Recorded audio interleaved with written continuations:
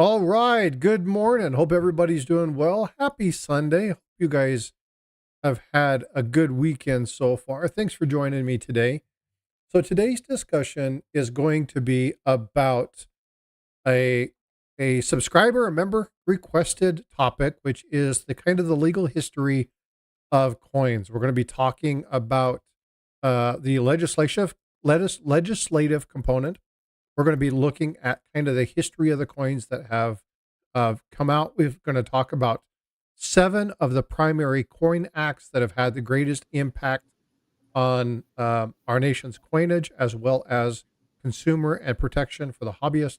We're going to talk a little bit about gold and silver stacking and how they've been affected in that. So a lot of information.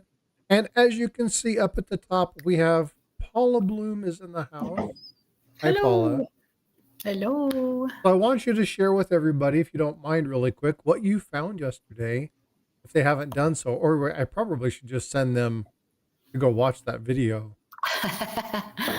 Yeah, I'm not telling. No, I'm Yeah. just kidding. No, I can tell them. So Amanda and I did some coin roll hunting yesterday. Just kind of spur of the moment, and we searched a roll of 72 Lincoln cents, 1972 Lincoln cents, and a roll of 1961 Ds. And really early on in my roll, I found an FS 103 DDO. And I was really excited about that. That's unreal. That is and it really was in cool. beautiful condition too. And Yeah, then really I found cool. some RPMs in the 61D, so that was fun. But yeah, make them watch, Jacqueline says. Well, as soon as you said 72, I was like, no. Yeah, it was a lot of fun. Yeah, that is cool. Well, congratulations. Or I should Thanks. say congratulations to Amanda. I know, right? Hey, Scotty Yes. Aquati, what's going on, brother? Good to see you. Um, see him floating around the various channels. Good to have you come into mine. I appreciate you being here, bud. Herman Ortiz, what's going on, Herman? I hope you're doing well. Frostbyte. I was going to tell you, yesterday when you were streaming, right at the end when Ken called. Did you get off at like 1 o'clock in the afternoon? It was 3 hours and 40 minutes. I told them as soon as you called, it's like, hey, what's going on? I was like, well, here's a 3-hour phone call. We won't be seeing Paula for a while. Yeah, we were on the phone for 3 hours and 40 minutes. I love talking to him. Yeah, Oh there my are God. people out there. So everybody knows I like to talk, right? But there are some people that I'm like, no, he likes to talk. And Ken is one of those. Yeah. I've never had the pleasure of sitting down and chatting with him, but yeah, I always hear stories like, and you get the two of us together, and then we're both, forget it. Don't make any plans for the rest of the day. well, cool. What did you guys have any really cool elements of the discussion or? We talked about so much stuff. The real conversation was just about he's helping me to navigate through this state rep thing, what to do. Oh, yeah, gotcha. Yeah. And who to contact and stuff like that. And because the goal is to get me onto a Kaneka table at one of the big shows, right? That's the ultimate goal, but I have to get out there and prove myself. So anyway, that was really the main conversation, but we talked about the cherry pickers guide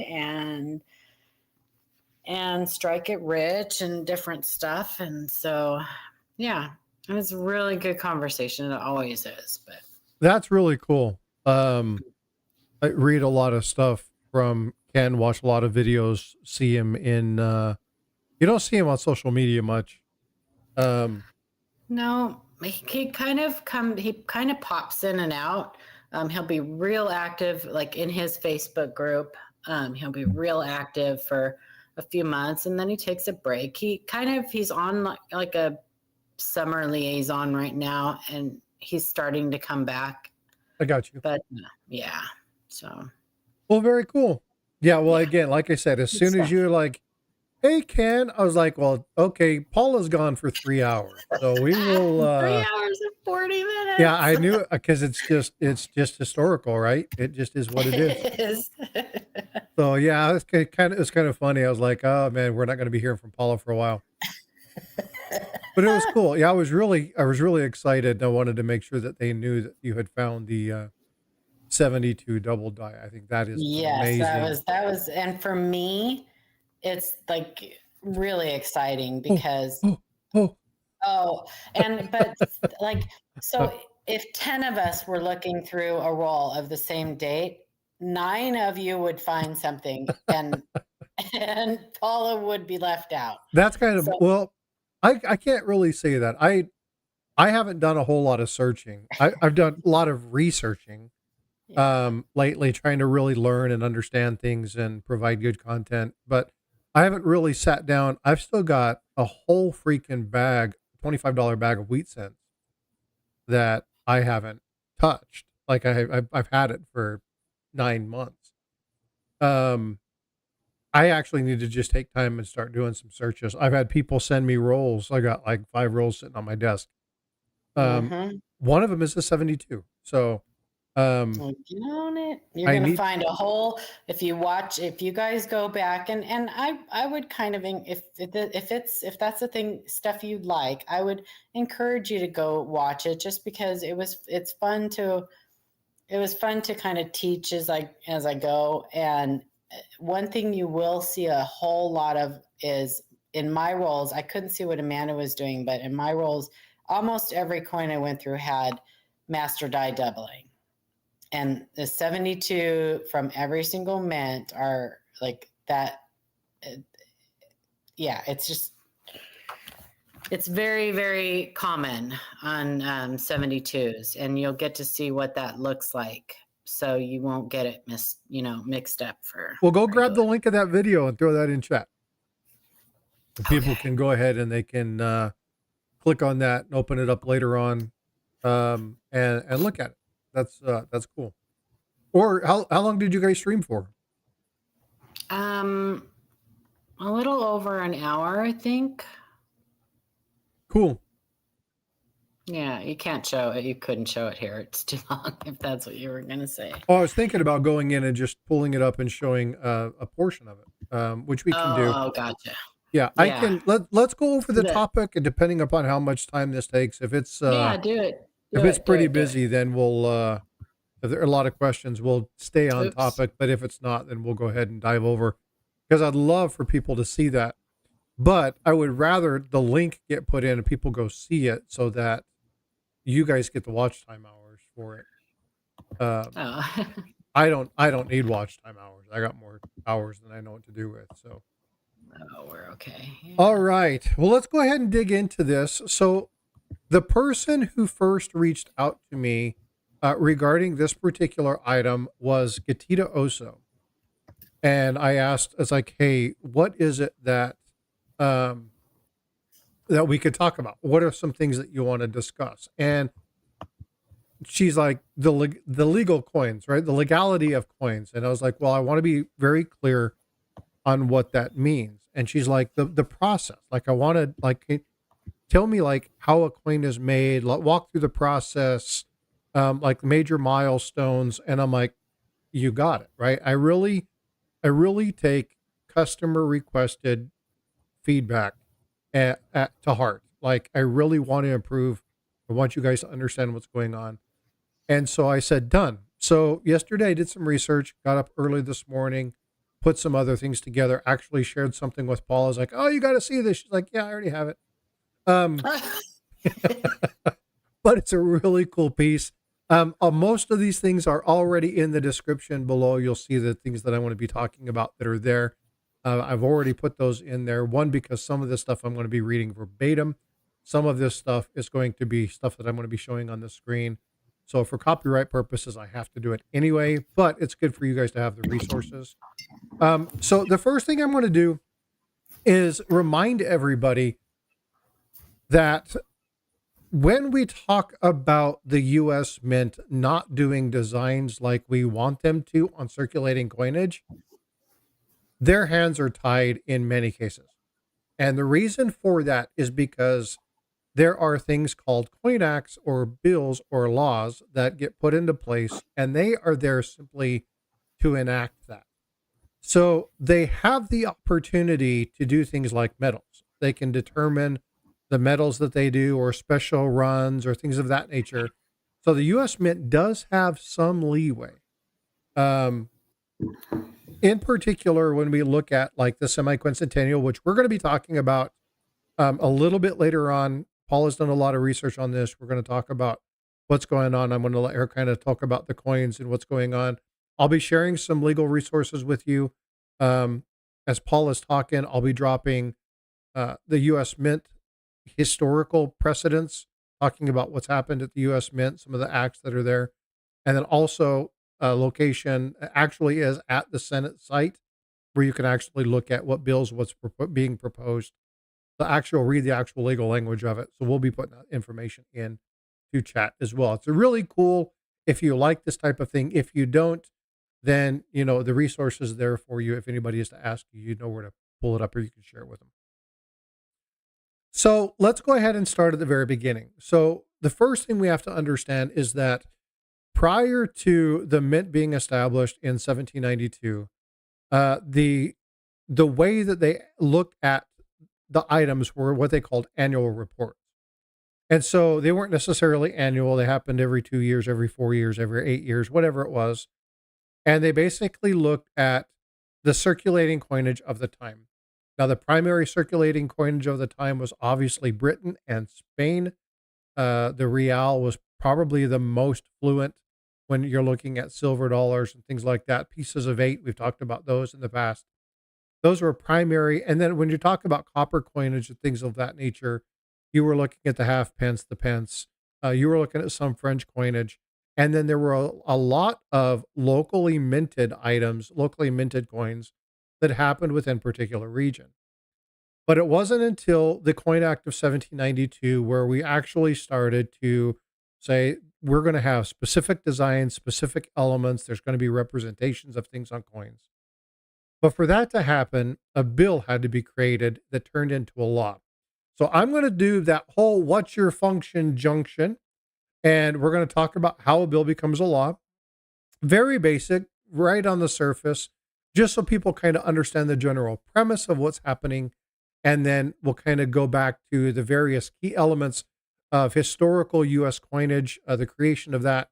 We're going to include a lot of information that talks about silver gold stacking, what happened with the silver standard, what happened with the gold standard, when it changed, why it changed, historical events at the time. So basically, if you don't like history, you may not be that keenly interested in this particular topic.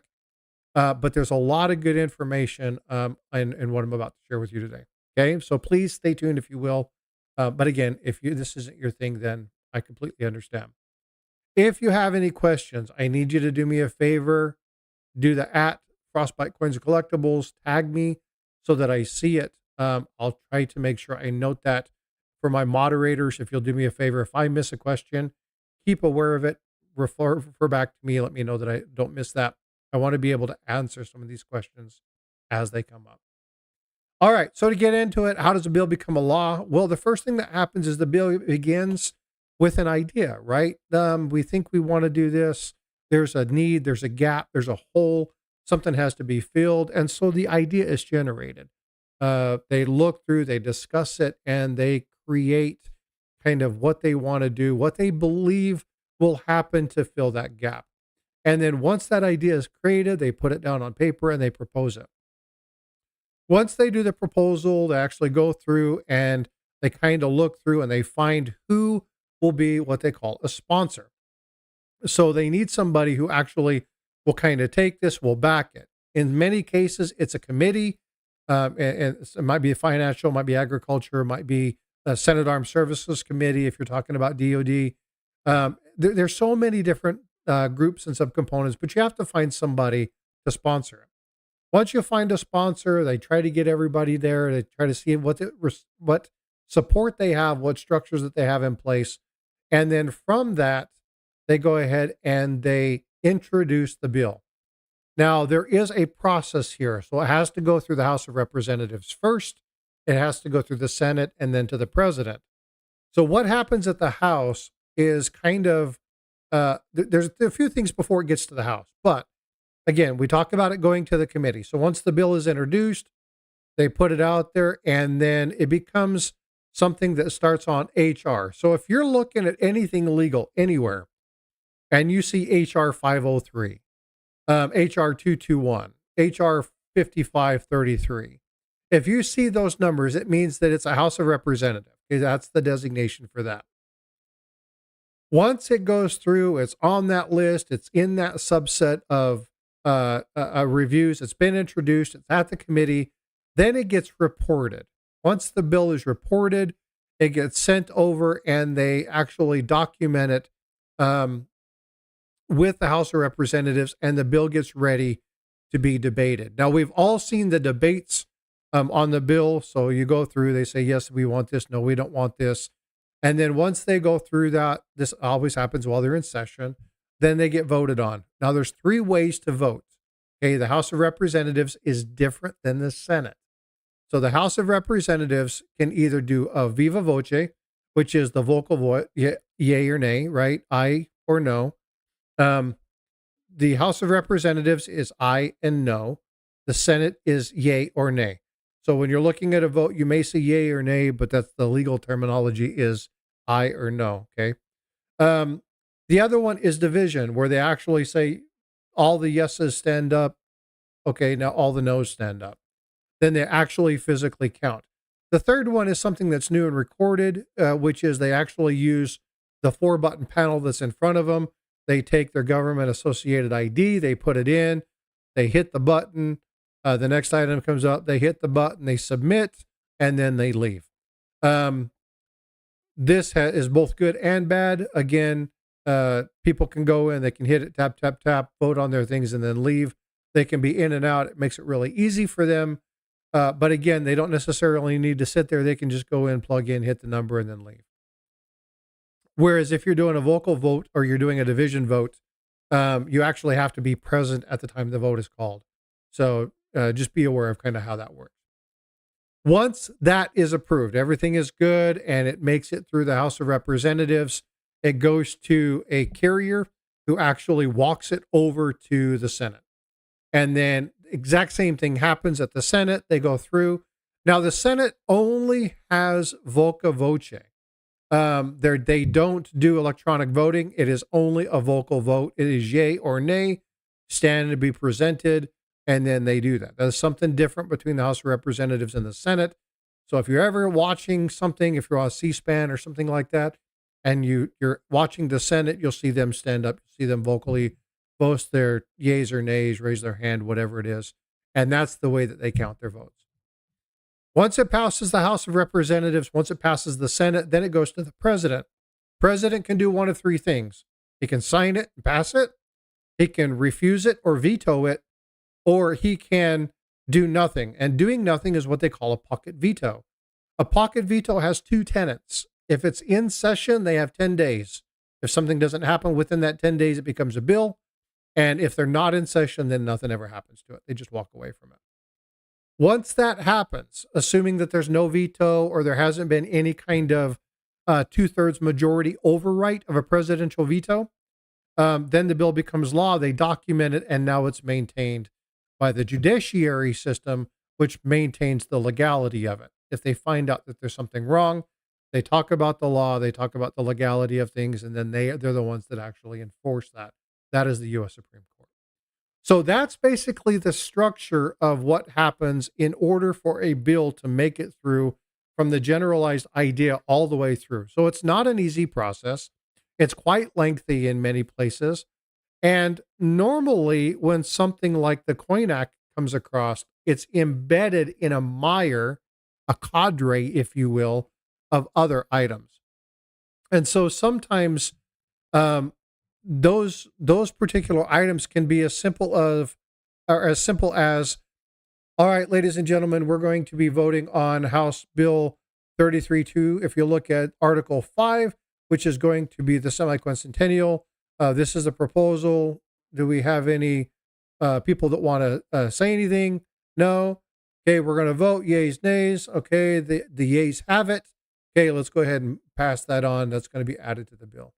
It could be that simple. It could be very convoluted. If there's specific information or things that are in there that they don't like, it can go back and forth. And so when it comes to coins, usually there's not nearly as much a debate as if you're talking about things like Department of Energy or things of that nature. But when it comes to actual currency and the money, the chair people of the finance committee, they fight over this, feverishly, right? It's a really big issue for them. But I wanted to kind of go over this for two reasons. Number one, it's good for you to understand the general legal process of how a bill becomes a law, but it's also important for you to understand that when these things come to play, the mint doesn't have the opportunity to say, you know what, we really like the fact that you have George Washington on this, but we're going to change the quarter this year to the seated liberty. It's not that easy. In order to do that, they would have to propose it. Now, they can propose it. They can lobby that. They can talk about that kind of stuff. But it's not something that's going to happen overnight.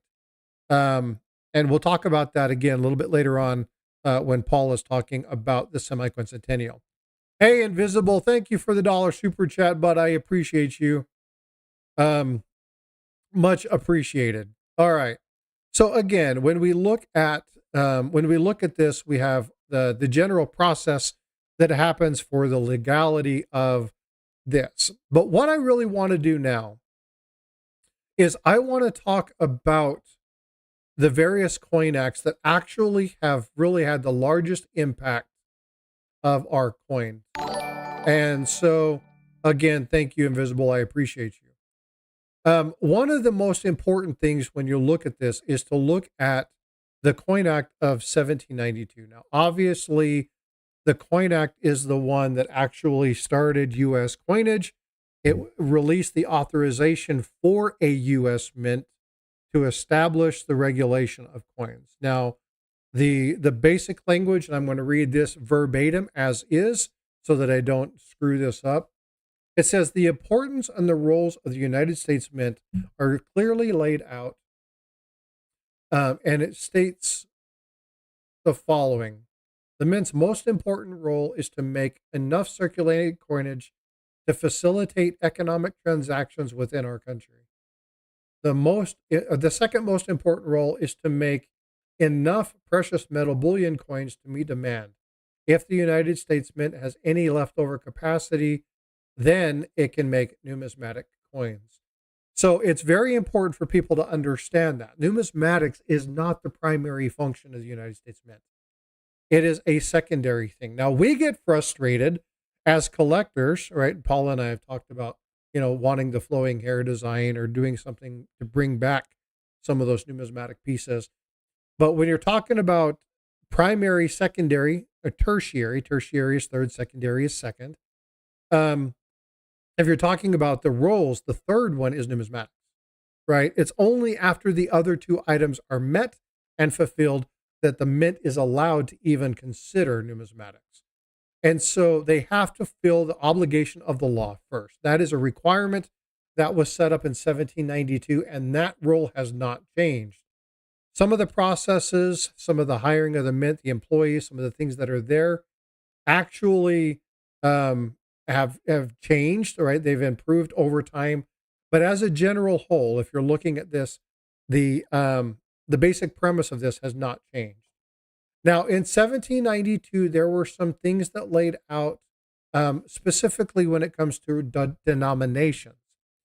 And there are these particular coins. And these were authorized in 1792, but not all of them were minted 1792. Some of them were 93, 94, 95, etc. The other thing is, and Paula, correct me if I say this incorrectly, but just because a year is 1792 doesn't mean that the coins were minted in that year. Is that a true statement? Yes. Okay. Sorry, I was muted. I I was forgot like, I I was think I muted. just lulled her to sleep. I was muted. Sorry. Yes, that's Okay. correct. Because we have that, I believe, what's with the 1794, Our half dime. the halftime. Okay. Yeah. So, so again, just because you see it in that year doesn't mean that it was necessarily minted in that year. Why am I bringing this up? Because we asked this in trivia a lot. Hint, Oh hint, my gosh, that's creepy. hint, hint, week. Okay. I'm You're hosting Ida's stream tomorrow. Hint, hint, Oh, you wink, are? wink. She's not coming back? I guess I not. need to talk to her. I was asked to Okay. host. So Okay. yeah. Angel asked me if I would host Ida's stream tomorrow. Okay.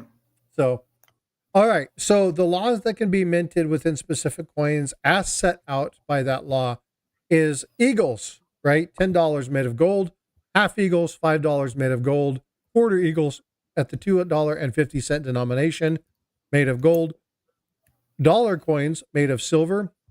This is really important. The graphic that I'm going to show you later will authorize dollar gold coins, but that did not come until much later on. So be aware of that.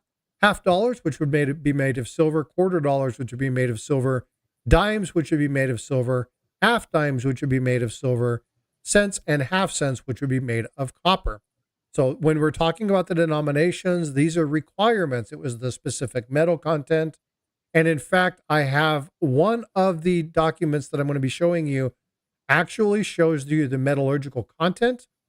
Now it's difficult to understand, it's difficult to read. You have to know a little bit about what was done during that time frame, but it's really important. Again, when we talk about the dollars related to that, it was silver, okay? Gold wasn't there yet. That didn't come until later on. And I'll get to that in just a few minutes. All right. So the coin of 1792 also further specified that the front of each coin should display the semblance or the resemblance of liberty along with the word liberty. So that meant that all of these early coins, the term liberty had to be on the obverse of the coin. And then on the back of it, each gold and silver coin should display the United States of America. Again, we were a fledgling nation during this time frame, and it was a matter of determining that it was our coinage and not Spain, not France, not Britain. And so we really wanted to make sure we understood what our coinage was. And the mintages were very low back then. Okay. So it would be about 40 years, 38 years or 42 years or something like that before the next major coin act would be done. There would be little ones that would support local little mints in various regions. I did a story talking about the Yoakum dollar that happened during this general time frame, which was a local silver mint that minted their own dollar coins utilizing silver bullion that was collected from various tribes. And again, if you guys hear me talk about various stories, it's always peach something or other. In this case, they were peach brandy. People would bring the silver in. They would cut the silver bars into little things, and then they would mint their own silver coinage. It wasn't until 1834 where they started kind of wanting to shift away from the primary use of silver in the coinage. They wanted to kind of start utilizing more gold. Now, the Coinage Act, this was the big shift. Now, this was the first time they really started to look at the reducing the silver content within coins. Okay, so for those of you who are stackers, a lot of people think 1857 was that, 1864 or 1964, excuse me, 1971. Those are the big years that most stackers know. The reduction of silver in coinage actually started happening in 1834. Now, Paula, Sure. here is a really fun fact. Did you know? Hey, Kenai, how you doing? Thanks for being here. Did you know that there is a cent that actually has a silver core? Did not know that. I learned that, and I'm going to show that coin later on. It is basically like it's a copper penny, but it has a 10% silver core. Is it a And so it pattern? actually takes on a silver piece. Later on, it would be copper and then copper nickel, right? You'd have the nickel that would be added to it instead of No, it being. not in the cent. There's no nickel in the cent. Mm, No. I thought it was a 90 10%. I'll show you what I'm talking about. Copper is tin and zinc. But that was later on. Yes, Yeah. but So no nickel. Oh, you're talking about the Indian head cent there were a couple of them predate that. Yeah. with the nickel, with the copper Yeah. nickel with the nickel. Um, so anyway, kind of just really cool stuff, right? So I didn't know I had no idea that they had used. Was this like a coin that was put out in circulation, or was this like a pattern or a trial? I got to look that up and find out. I can show you the coin, and well, I'm assuming it was probably a trial coin, Okay. pattern coin. Yeah, Um, because they did lots of trials on different yeah.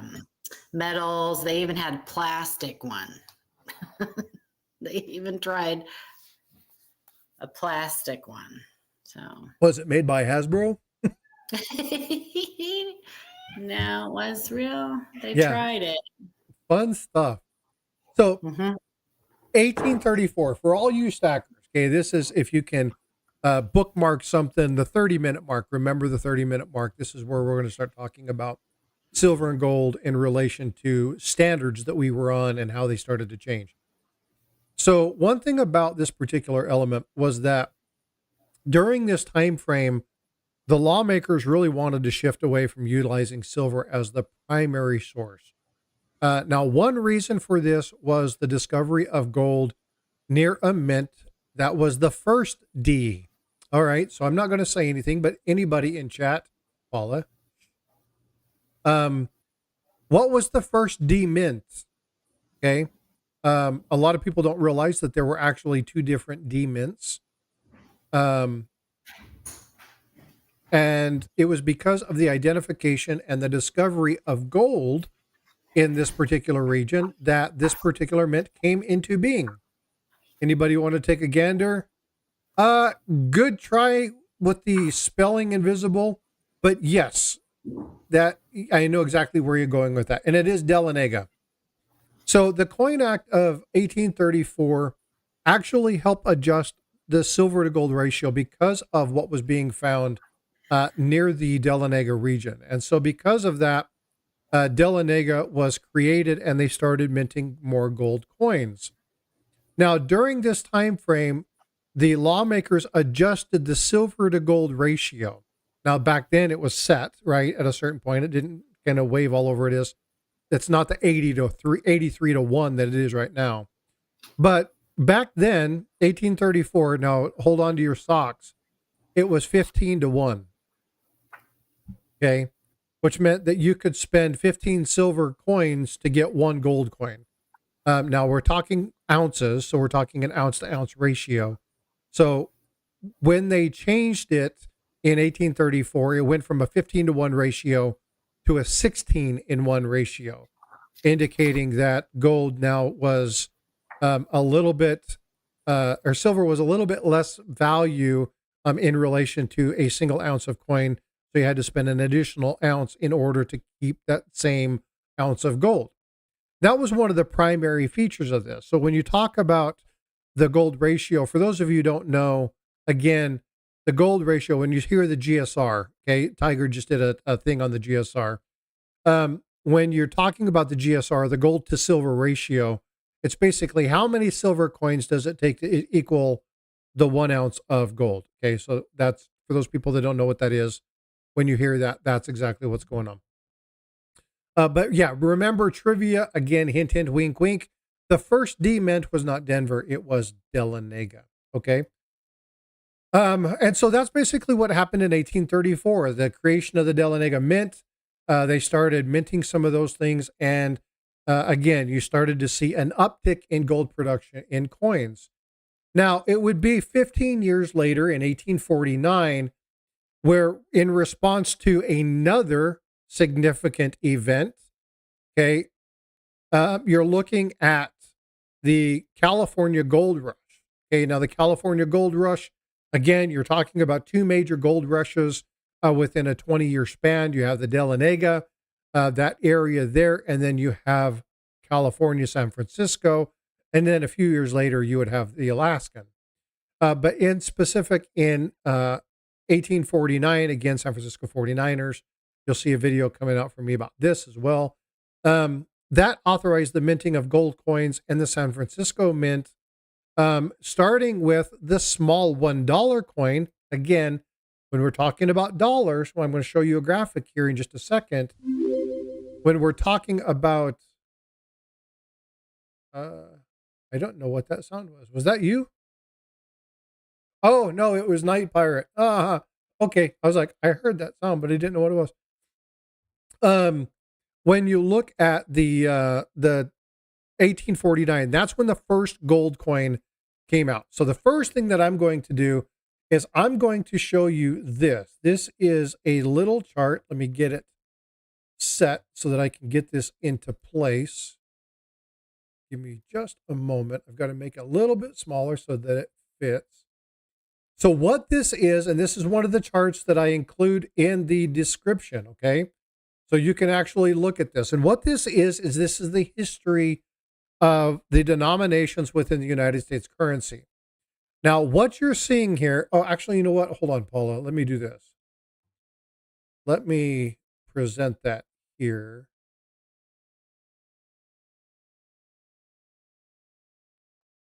And then let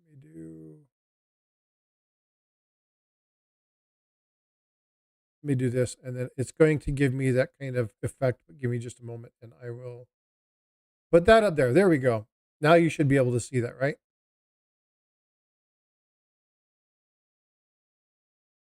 Paula, do you see that? No, I just see your entire screen, like in triplicate. Oh, okay. So it's not actually. Walking down a never-ending hallway. Yeah, I hate it when it does this. For some reason, it doesn't allow me to share that one thing. Oh, you know what I'll do? I'll do this. Hold on. Let me fire this over here. Sorry, folks. Give me just a second. I'm trying to make sure that she can see this as well. She's looking at it on a different platform as you all. So let me do that. There we go. All right. Now you can see that. All right. So what this is this is a representation of the U.S. coins, the circulating coins that happened within the U.S. all the way from the beginning. Now, one thing when you look at this particular item that you need to be aware of is, again, this chart is located on that in the description. Okay, it's actually in the description. You can see that there. But what I want you to understand is if you look at dollar goes all the way from 1793 all the way to present. So that includes the gold dollar. That includes Mercury, or that includes, excuse me, the piece. That includes the Morgan. That includes the gold dollars. That includes the presidential dollars, the Sacagawea dollars. So when you're looking at the major categories, understand that the dollars have been around since the beginning, 1794. But again, there's different ones that happen. 1849 was when the small $1 coin was issued. And I'm going to pull up the next element here, which is the, oh, you know what? I don't have it up. What did I do with it? This one. This is a really, really, really, really cool reference. Okay. So when you talk about this particular chart, this is something I think I've included the link. If I didn't include the link, I will make sure it's there. I think I've already done this, but I want to make sure that it's the right file. If you go to the website, you don't download the PDF. It's not quite as clear. But this one is really cool because you can actually dig in and you can actually look at the various coins and you can see very in detail. This is the metallurgic makeup of the particular coin. So you'll look at the key, you'll see what the various colors mean, and it'll show you the metallurgical makeup of those particular coins. You can actually go through and look at pre-1792. So you'll see coins that are not U.S. coins that are local minted. So they were done through the Continental Congress, but they weren't actually listed. And then you get down in here, the ones that are actually happening with the advent of the 1792 Coin Act. So you'll see the coins that are there, and you can actually see the years, what was minted, the obverse, the reverse. Again, just a really, really cool element for you guys, and I want to make sure that I provide that to you. Again, you break it down, it talks about each one of them. And when you come down here and you look at the $1 coin, you will see that the $1 coin, it shows you all of them. And then here you'll see 1849. And this is where it shows you that you have the first advent of the gold dollar. Okay, so when you're looking at the other graphic, again, graphics don't always help you. You really have to understand the content, what's in here. This one is a really, really good resource, and I'll make sure that you guys have access to this. All right, so again, when we're doing this, the other thing that happened during this time frame is if we scroll down in this, you'll see that during this time frame, we have the gold eagle, the Godden's double eagle, and then you'll see that coin coming in a year later in 1850. Again, that came from the Coin Act of 1849. Now, this again, primarily because of the process of taking gold from the California gold rush and minting these coins. Now, there were some issues that started to happen with the California gold rush. And again, I've done a video on this particular piece, so please go check that out. But on this particular one, there were some issues that happened because there was so much gold coming out of California that it was really, really jacking with silver. And so they initiated the Coinage Act of 1857.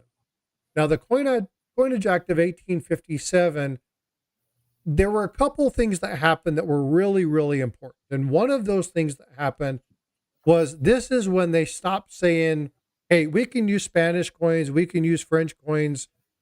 That stopped. So the use of foreign coins as legal tender in the United States ended. So there were no longer allowance to bring coins in and utilize those. One thing that also happened during this time frame was the reduction or the elimination of the half cent. Now, as much as we love the half cent as numismatists, collectors, right? We love getting the half cents, the flowing hairs and stuff like that. We love the designs. We love the history. Back then, people hated the damn thing.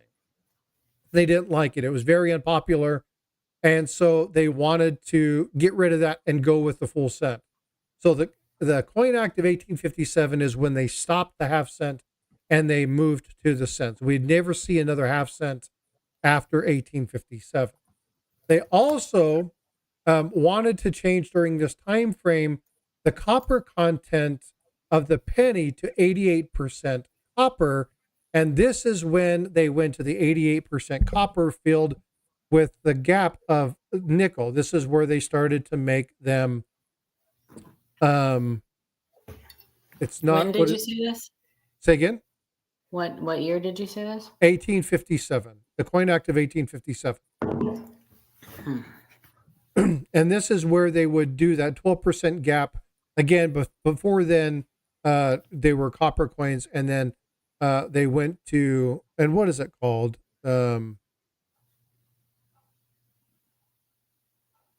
Oh my God, I just Copper lost. nickel? Well, yeah, but they're the copper cents, and then they're the. Talking about the fatties? Yeah, but what's the name of those? It's the metal content. It's why did I go blank? I don't know. Are you talking about the Cooper Indian nickel. Cooper nickel is the nickels. It's not this. This is it's the copper and the other cents. I can't remember what it is. Anyway, I'll remember it in a minute. I'm having a brain cramp. But again, there's this information here and you'll see that they changed at 88% down to a 12% gap, filling that nickel, which made the coin a little bit lighter. And this bronze, thank you, the bronze cents. I was like, holy smokes, what the hell? Yeah. Again, I was like, oh my God, I can't think of the name of it. I just went absolutely freaking blank. And this is where you have, instead of having that dark whatever, you kind of had a lighter tone and lighter tone Bronze to is it. copper and tin, though. Say again. Bronze is copper and tin. I'm just letting you know what the Federal Reserve indicates the metal makeups are. Hey, Gatita, thank you for the $2 super chat. So I'll share this with you. But that was 1857, right? The other thing is that this is where Congress would be able to delegate, in order to have kind of more autonomy. They would be able to change the designs to have more flexibility. So before it was, you had to have liberty on the front, you had to have United States of America on the back. There were very specific constructs. This changed that a little bit and allowed a little bit more autonomy to the mint. This is where they could do like the metals. This is where they could do some of this stuff to allow for new coin programs to be developed. Again, 1857 was the year that all of that started. Okay. Now, the next big one came out, 1864. Now, the Coinage Act of 1864 showed yet another change in the structure, and it was also one of those that authorized the 2-cent coin. Okay, now when you're looking at this, this is where the birth of "In God We Trust" was first put on coins. Okay, yes. And it wasn't put on all of them, but it was the Secretary of the Treasury, Salmon Chase, who put that first phrase on this 1864 2-cent coin. Now, subsequent years, other coins would do that, and you would see that would be the "In God We Trust" in many of those. But it was 1864 that you first saw that. Again, the person who did that was Solomon Chase. Now, moving on, what I would consider the most important of all of the coinage acts for the numismatic, the hobbyist, the collector, was the 1873 Coin Act. Now, besides being 100 years old when I was born, the thing that did this is really where the Hobby Protection Act is, right? This is where counterfeiting was a real big thing. There were ramifications regarding people making counterfeits and doing stuff like that. So this was a really big United States push against counterfeiting and really collecting the numismatists, really collecting the hobbyists, and really trying to protect and safeguard our money. So 1873 was a huge year. It was also the last year of the trade dollar. One of the issues with the trade dollar was a lot of counterfeiting in that regard. And so, not saying they were tied hand in hand, but again, there were a lot of counterfeitings of the trade dollars in China, even back in that time. Again, we look at some of the items, the Pittman Act, that would happen later on with the melting of, $350 million in coinage, or is it 650 million? 350 million. So there were other ones where they would do things where they would share the bullion, ship it over to another country to support either trade or support the financial backbone of a country, which is the whole premise of the Pittman Act. But again, when we're looking at these particular items, 1873 really was a good year for the protection of our coins. Now, again, you would have another one, 1973, that increased some additional ones 100 years later. But there were a lot of things that happened in 1873 that really meant to protect the coins and the hobbyists. Another thing that was inadvertent, people didn't really begin to understand this, was the demonization. And I say demonization, it's the demonetization, but it was the demonization of silver even further. Now, when you look at the demonetization of silver, again, it started back in the 1830s and it got worse. 1860 or 1960s, it got even worse than that. 71, basically, we removed the silver standard, silver notes, certificates, all that stuff were removed. We didn't do that anymore. But again, it was cyclical, right? So one of the major issues was that during this time frame, they saw the first major hit in silver production. And once this bill passed, it wasn't until the miners that were actually doing silver started take their silver bullion to the mint, they started to get turned away. They weren't accepting the silver from these miners, and it caused massive ramifications. And people didn't realize it until a couple of years later. This was the initial downturn when it comes to silver as being a primary standard. Again, we were on the gold standard, but again, we were really demonizing silver during this time frame. One problem with that is, again, when we're talking about the gold to silver ratio, this is where the gold to silver ratio took another notch up, because now it wasn't being as held as highly in regard, and we started to see massive changes in the silver to gold ratio. Silver prices would drop. Now, again, when we look at it historically, right, we're like, oh my God, I would love to be able to buy it at $1.29. But when you were looking at it, it was dropping below the face value of the coin. So there were a lot of issues that happened in 1873 from the silver standpoint.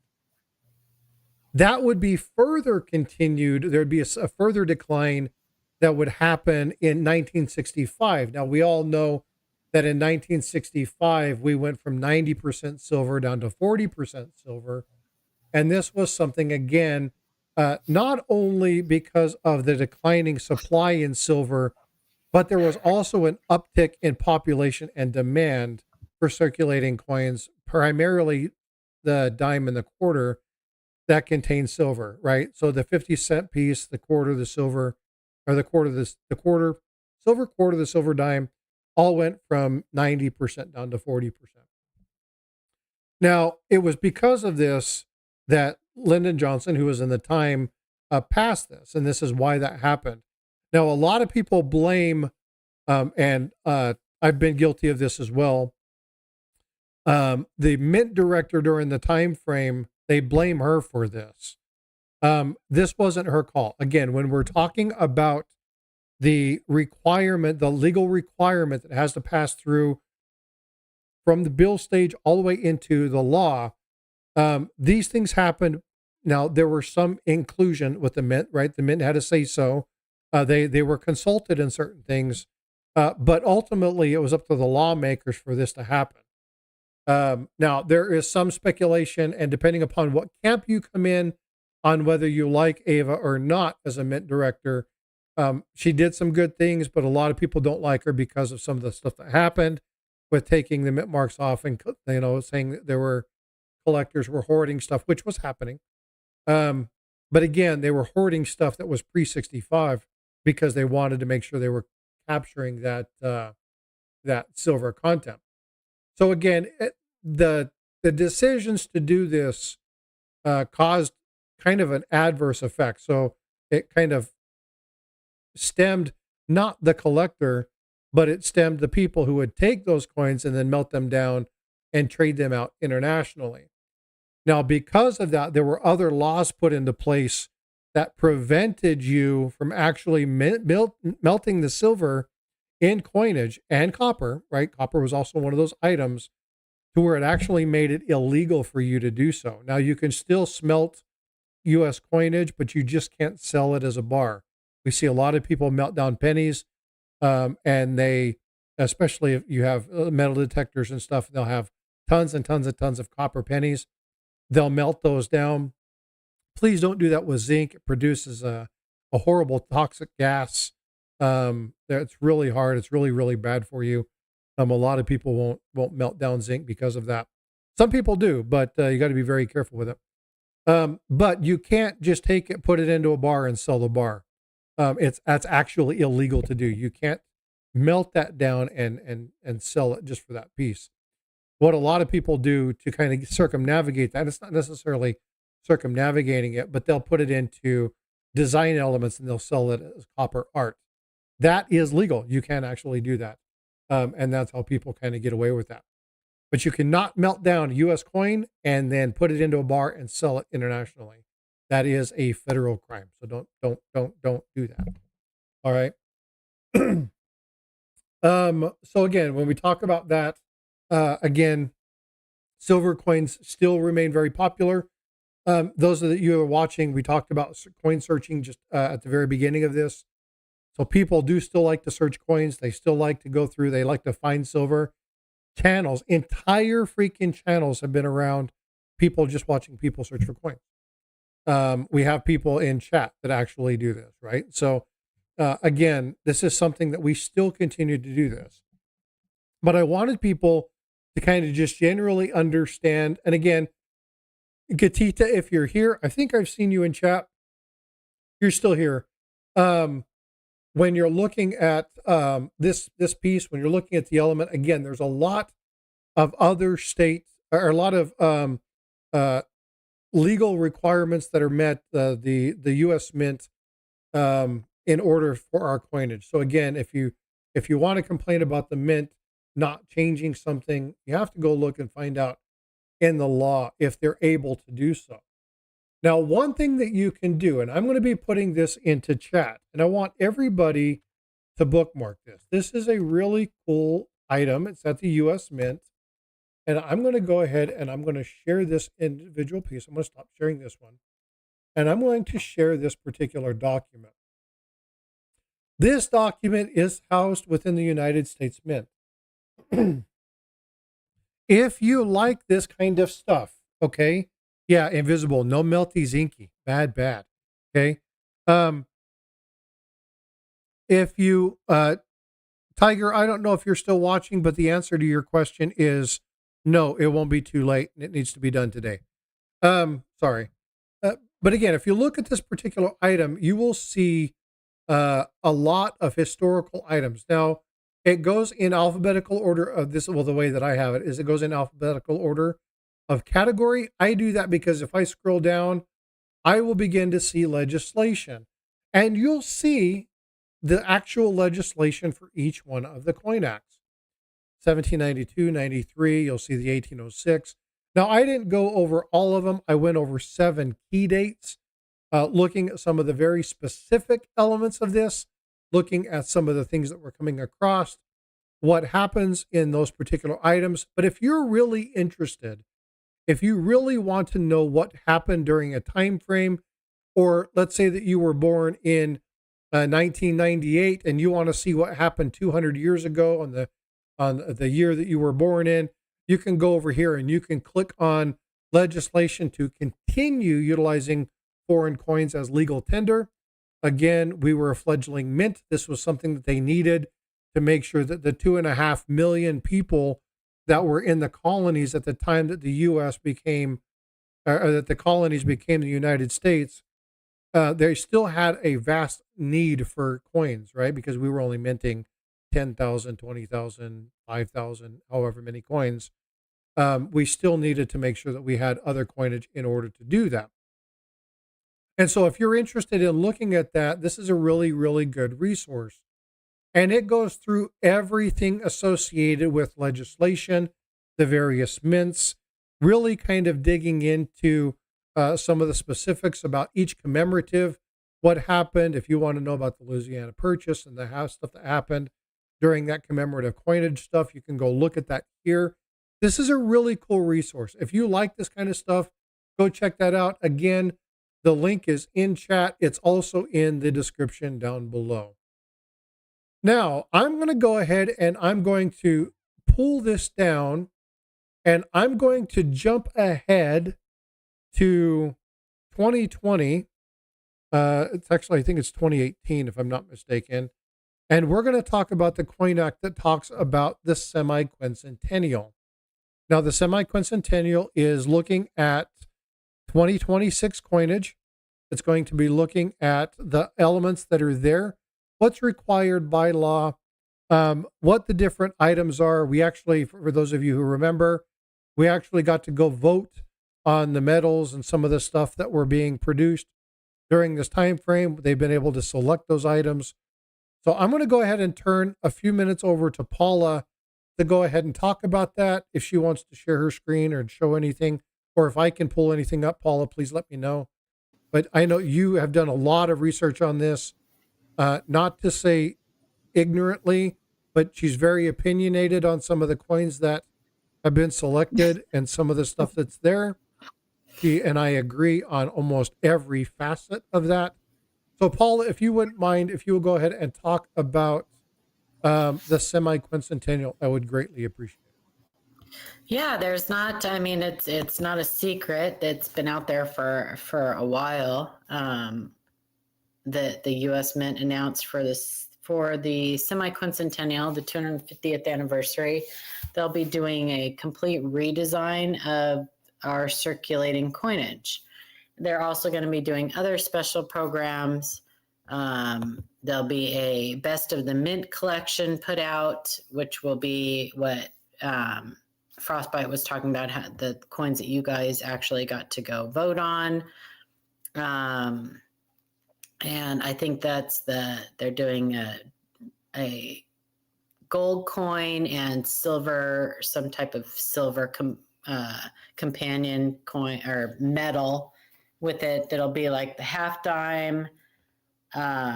These are the designs for those. The 1792 half dime, the 1878 Morgan silver dollar, 1907 St. Gaudens double eagle, 1909 Lincoln cent, 1916 Liberty walking half dollar, 1964 Kennedy, and then 1986 Statue of Liberty, whatever, $5 gold coin. Those were the choices I think that they gave people. But for our circulating coinage, we're going to have a complete obverse. Well, it was supposed to be a complete obverse and reverse redesign of the cent, nickel, dime, quarter, and half dollar with special provisions for the quarter and the half dollars. But if you go watch the U.S. Mint has a YouTube channel, and they do all their CCAC meetings, which is the Citizens Coinage Advisory Committee, I think is what it stands for. Not to be confused with CAC grading. Yeah, not to be confused with CAC grading, CCAC. They ended up, I guess their final decision on the cent and the nickel were just an obverse dual date, kind of like what we did with the bicentennial, which I kind of feel ripped off about. And then the dimes, I put that up on in our Facebook group, the different dime designs that they are proposing. There's some cool ones on there, but it'll be the first time the Roosevelt dime has been redesigned since its introduction, which is cool. We've had redesigns on our other coins, but the first time for the Roosevelt dime, which is cool. Thanks, I Tiger. guess, Appreciate the $5 super chat. Hey, he says, hold on. For the He quarter and the half dollar, not real sure if they're going to be doing. It's kind of it's kind of muddied when you read about it. It sounds like they're not going to be doing an obverse redesign. That they're going to be sticking with the obverse on the quarter and the half dollar. But once again, they're doing a 5 coin thing for the quarter, which is kind of silly. But anyway, it'll be cool to see new designs on our circulating coinage. It's not what they originally proposed. What they originally proposed was complete redesign of all of our circulating coinage, obverse and reverse. So we'll see. Things change. You know, it is the U.S. government, so things will change. We'll see what happens. But I am excited to see that. Yeah, so I don't know if anybody has any questions on that. I would encourage you guys though to go watch the US Mint, the CCAC meetings when they have them on the proposed designs. You don't get a chat, so they don't open the chat up, but it's a cool process to watch. Ultimately, those people vote, but ultimately, the Mint director has the final decision. So, And one thing about this, and this is something that Paula and I have talked about, I've heard you say this, I think every time we've had this general discussion, just because they are on the CCAC, the committee, doesn't mean that they're numismatists, right? They don't necessarily have the collector in mind. right. And Some so, of them are artists. I yeah, mean, if you there's were interested, like really hardcore, you want to get involved, you want to get engaged, periodically they have positions open. mm-hmm. And, They just have you, one filled.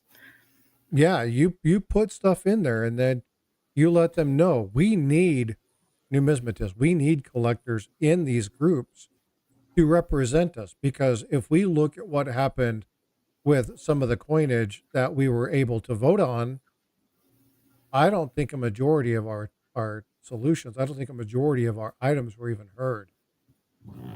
Um, Yeah, I mean, they're supposed to have at least one person that represents the collectors out there, but just like anything else, we know how that goes, right? How in touch are they with what people are actually wanting? Same with like the exactly. cherry Yeah. pickers guide. How in touch are they with what people are really interested in? So yeah, it's some of the things that they've chose in the past. When I watch these things, I don't understand. And they're also, so once this is a 1 year redesign. So when 2027 comes around, everything will revert back to the way it was, other than the quarter and the $50. Once again, there will be a 5 coin per year, 4 year, I think, program. For youth sports will be the quarter, and then the $50, they're going to be doing like Special Olympics. So the $50 will have a program, much like we've had for the quarter. So that's going to be kind of, I don't know how I feel about that, but I'm trying to find the breakout on the US Mint, and I'm not able to find, it keeps taking me to some weird thing where they talk about the candidacies for that, but I'm not are you finding. what are you talking about? So Well, the congress.gov has yeah. the which unfortunately I'm not able to access.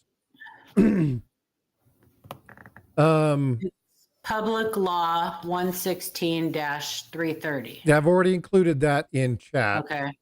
But there was, oh, here it is. This is what I was talking about. Right here. You can't see that, but February 27th, 2024, CAC meeting images for the 2026 semiquincitennial coin program, the Oh, that penny was and for the cent and the nickel. Yeah. the Ugh. penny and the nickel. Yeah. Yeah. So in that, you can see if you've heard me talking about what I would love to see them do for the 2026, as far as like how we have the W program, the W quarter program for 2 years. You'll notice on those designs, you can see a Liberty Bell privy. That's They right did here. not choose that. So what they chose was just a dual dated. Yeah, there's a few designs with that Liberty Bell privy, and although that looks in Cuse, they say it's not going. It wouldn't be on the coin. There we go. That it would actually be in relief. But they chose the dual date. So what I was talking about, what would be cool, is if they did like 1,000,000 of each of the cent and the nickel with that privy, and just put those out into circulation and gave people something to hunt for, like they It's did a with great the W. idea. I think it would be like, I mean, if they're looking for something, that W quarter program, I think, did more to bring in new collectors than anything they've done in decades. People were searching with their kids. I mean, it was just people are still looking for them. This is what they opted for. Yeah, just the dual date. Which is, I'll be honest with you, it's ugly. Mm-hmm. Yeah, it just, I think it makes that side of the coin very cluttered looking, and I don't know. And they're not changing Jefferson at all. They're not, I mean, they're not changing anything else about the coin other than just stamping, putting on a dual date, and that's it. So, I mean, yeah, it's So whatever. the mint has some leeway to this, right? Because they had different designers that did this, but were they required to have the same image? I don't know. The way it sounded when they first, so for the first year or two that they were talking about it, it was going to be a complete obverse and reverse redesign for all of our circulating coinage. And I thought that's what the act allowed. I thought that's what legislation allowed, was for a complete redesign. It's I think it's even called like the Circulating Coinage Redesign Act or something. And I thought it called for a complete, or allowed for a complete redesign of all of the obverse and reverse of our circulating coinage. Now, what happened, I don't know. If they had made amendments, I don't know. But somewhere along the line, they decided just on it. I think it's because if you look at what it costs to produce our cent and our nickels, those are the things that cost the most for us to produce.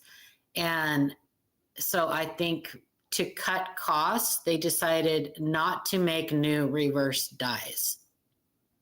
Okay. Because then they can reuse them. So I think it was just a cost cutting thing.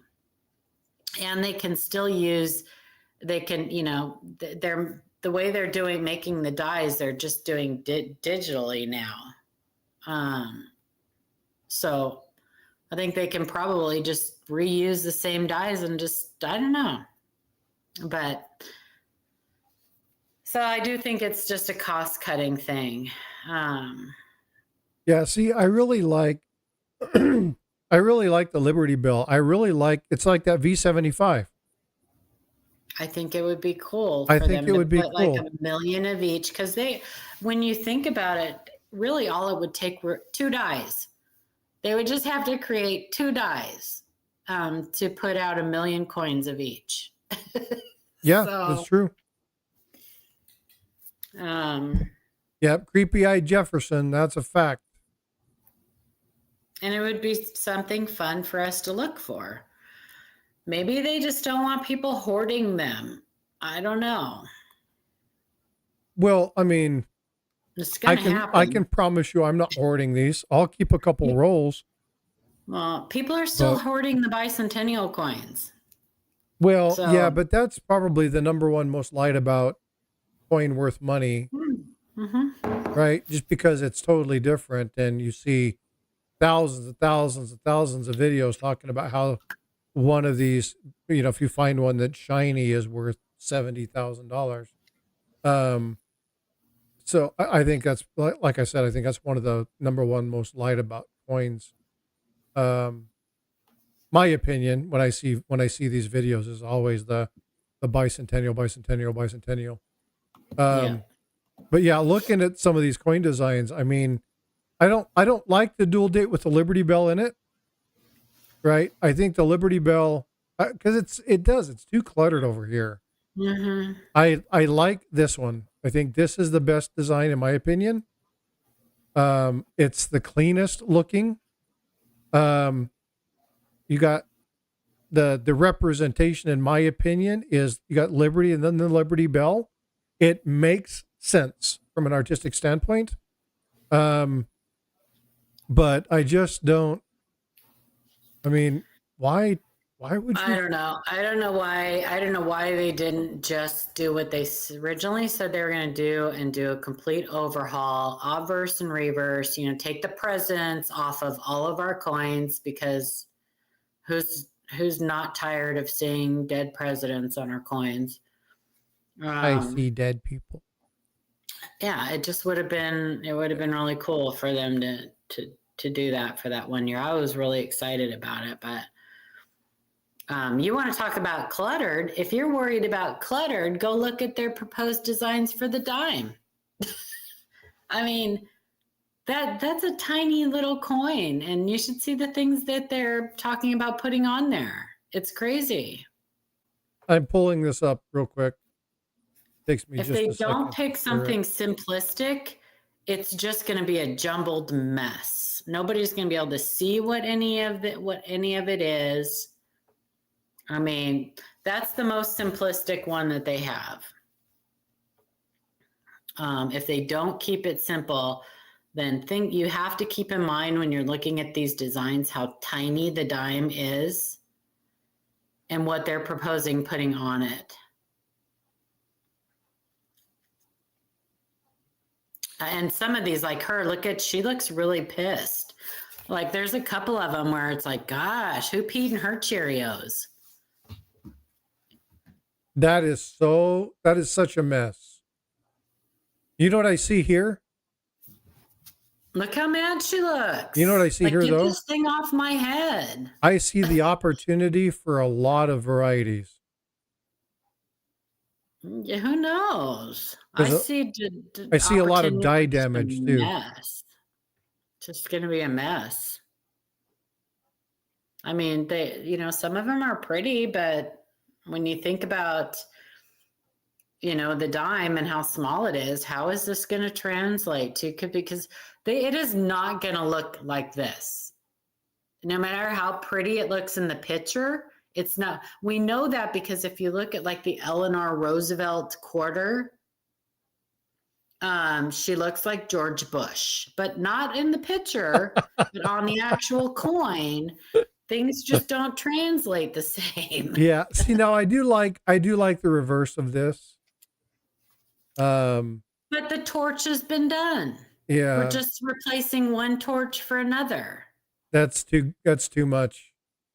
We're just replacing one torch for another. So, and I Now, think that's what they're going to end up going with is another reverse with the torch. But something like this would have been cool for like the $50, they were right? talking about that. Some of the designs that they were showing for the dime, like using them on one of the larger coins. See, that's too busy. I mean, God, Yeah. that's It's a yeah. dime. Now the bottom here is this going to be in Cuse? I don't know. They asked that, so they asked about the bold writing. I don't think that that's going to be in Cuse. I think what's going to be in Cuse is the bold writing. See where it's like Okay. filled that 250 years. I think that's going to be in Cuse. Well, there's a ton of opportunity for varieties here. Well, our modern minting process eliminated a lot of that. There's going to be, I think, a lot of opportunities for clashing and, and cracks and chips. And I think if they got rid of the stars, I mean, that to me, that looks like the teapot in Chip in Beauty and the Beast. It doesn't fit. well, It looks very cartoonish. well, not only that, but I understand it's supposed to be representative of the Boston Tea Party. Our independent Declaration of Independence, right? But it's like, really? It's tea time. I mean, Yeah, I'm a little teapot. yeah, it's just like, Who is the drummer on the bicentennial quarters? So that is just a Minuteman, I believe. it is. Or if you're asking for the person who modeled it, I don't know There's the answer. another Minuteman. Yeah, I don't know who them. if there was a model or if it was just some generic Now, soldier that they out of all of them, I think I like this one the best. and they so they didn't like the crack in the ground. They said it made no sense, which I kind of agree with. What is that representing? I don't know. You know, Maybe our division country, between our, us and France. I our don't know. country's divided. But they said the Minuteman's been done. We've had it several times, and it is true. We have had the Minuteman several times on our coins. Our Washington crossing the Delaware, our drummer boy. It has been done. I think this is the one they liked the best, without the tyranny ribbon. They didn't like that tyranny ribbon, and I kind of agree with that. I'm not sure I really want that tyranny ribbon on there.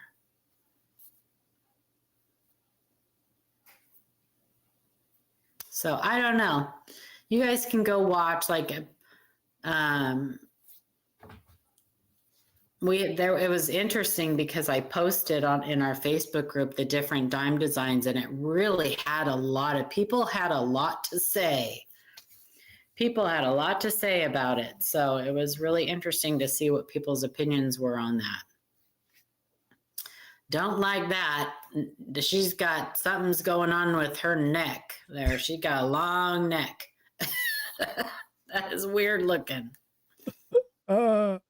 It's just weird looking. This is the poster child for the Scoliosis Foundation. It is weird looking. Yeah. These are all $50, folks. Crack ribbon represents stacking with Kraken. Probably. Yeah. You know what was funny that I heard when one thing that stood out to me when they were talking about this, so I think that's the obverse design that. Yeah, I think that's the one that they chose. Yeah, which I like. It's actually a fairly, I like it too, and I think it will design. translate well on the coin. Yeah. But one thing they talked about, which I found kind of interesting, was there were several of the people on the committee that didn't like the Phrygian hat. Like it's been done for too many years. It's outdated. I like it. I think that is a important symbol of ours. But they wanted to give it the kibosh. They didn't want any more coins with the Phrygian hat on. So do you guys know what the Phrygian hat is? The mint should listen to the people. I agree, Malcolm. It's true.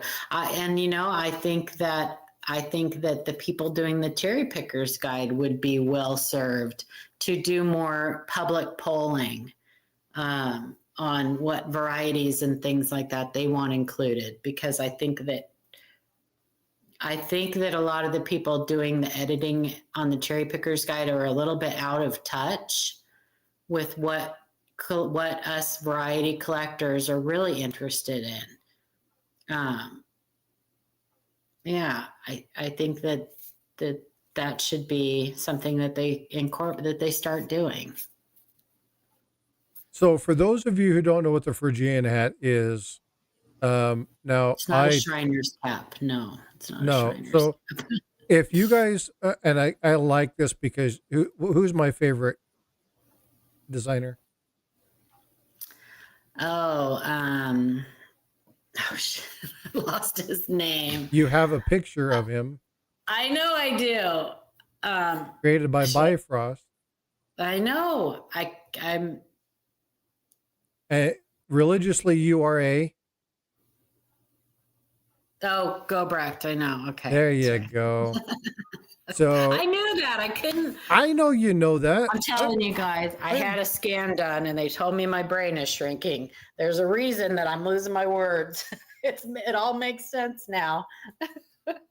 So when you look at the Gobrecht, dollar, or you look at the seated Liberty, you'll see her holding something. The thing that she's holding on the top is a Phrygian hat. It's on the Mercury dime too. It's Yeah. on most of our Yeah. coinage. It's And on, yeah. so the Phrygian hat, the Phrygian hat is it's a Roman thing. Mhm. And it symbolizes uh it's called the Liberty cap, but it's a Yeah. conical cap, as a bent apex, right? It kind of folds over at the top, and its purpose was to honor and celebrate freedom. It actually goes back to Slav tradition, even prior to French and Roman times. It goes way back into the Slav It's way thing, back. way back. So the Phrygian hat is something that's been along for a long time, but we know it from U.S. standpoint. We know it because of the Romans. Um, so there's a lot of information. If you want more information on the Phrygian hat, maybe that's actually that's a cool video idea. Maybe I'll do a video And on it's the not Phrygian spelled hat. with an F. It's PH. It's Phrygian. Yeah. Phrygian. Phrygian. Yeah. So I'll put something together on that, because I think it's understanding the symbology is extremely important. In fact, do I have that? Let me see. Do I still have? I do have it somewhere. It is depicted on most of our older, our classic coins. Yeah, the capped bust. Here, let me do this. The seated coinage. I think the Morgan dollar has a Phrygian hat. I think, maybe not, but I know that the Mercury dime does. I'm pulling up Our something capped bust. I'm pulling up something really fast. Hold on just a second. Let me get to it. But yeah, the Morgan dollar has a Phrygian hat too. Where the hell did I put it? PHR, not Phrygiana. Phrygian. Is that Ray? It's dime Oh, bag. dime bag. Okay, I thought it sounded like something Ray would say. G-I, Phrygian. I think that's how you spell it. Phry. Y-G-I. Yeah. Phrygian.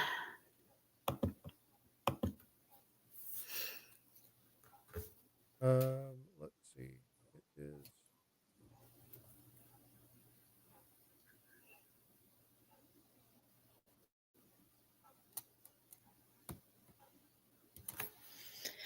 But I just thought it was one thing that stood out to me during the meeting. One guy was very insistent. I just think that we should get rid of that, and it's just been done for too long. And well, there are just some things I think just leave it alone. Like, why? I don't know. So again, the Phrygian hat. Phrygian hat. Yep. It's cool. But I'll put something together. The other thing that I wanted to share with you guys really quickly, and again, all of these resources are available.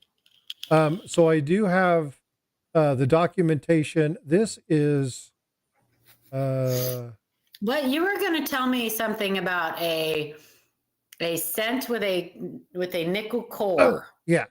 Or nickel center. Let me pull that up real quick.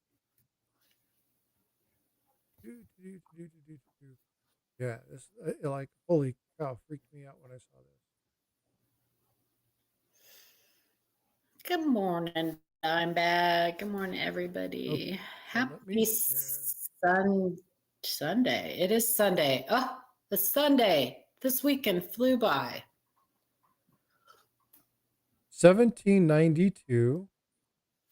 1792. And let me present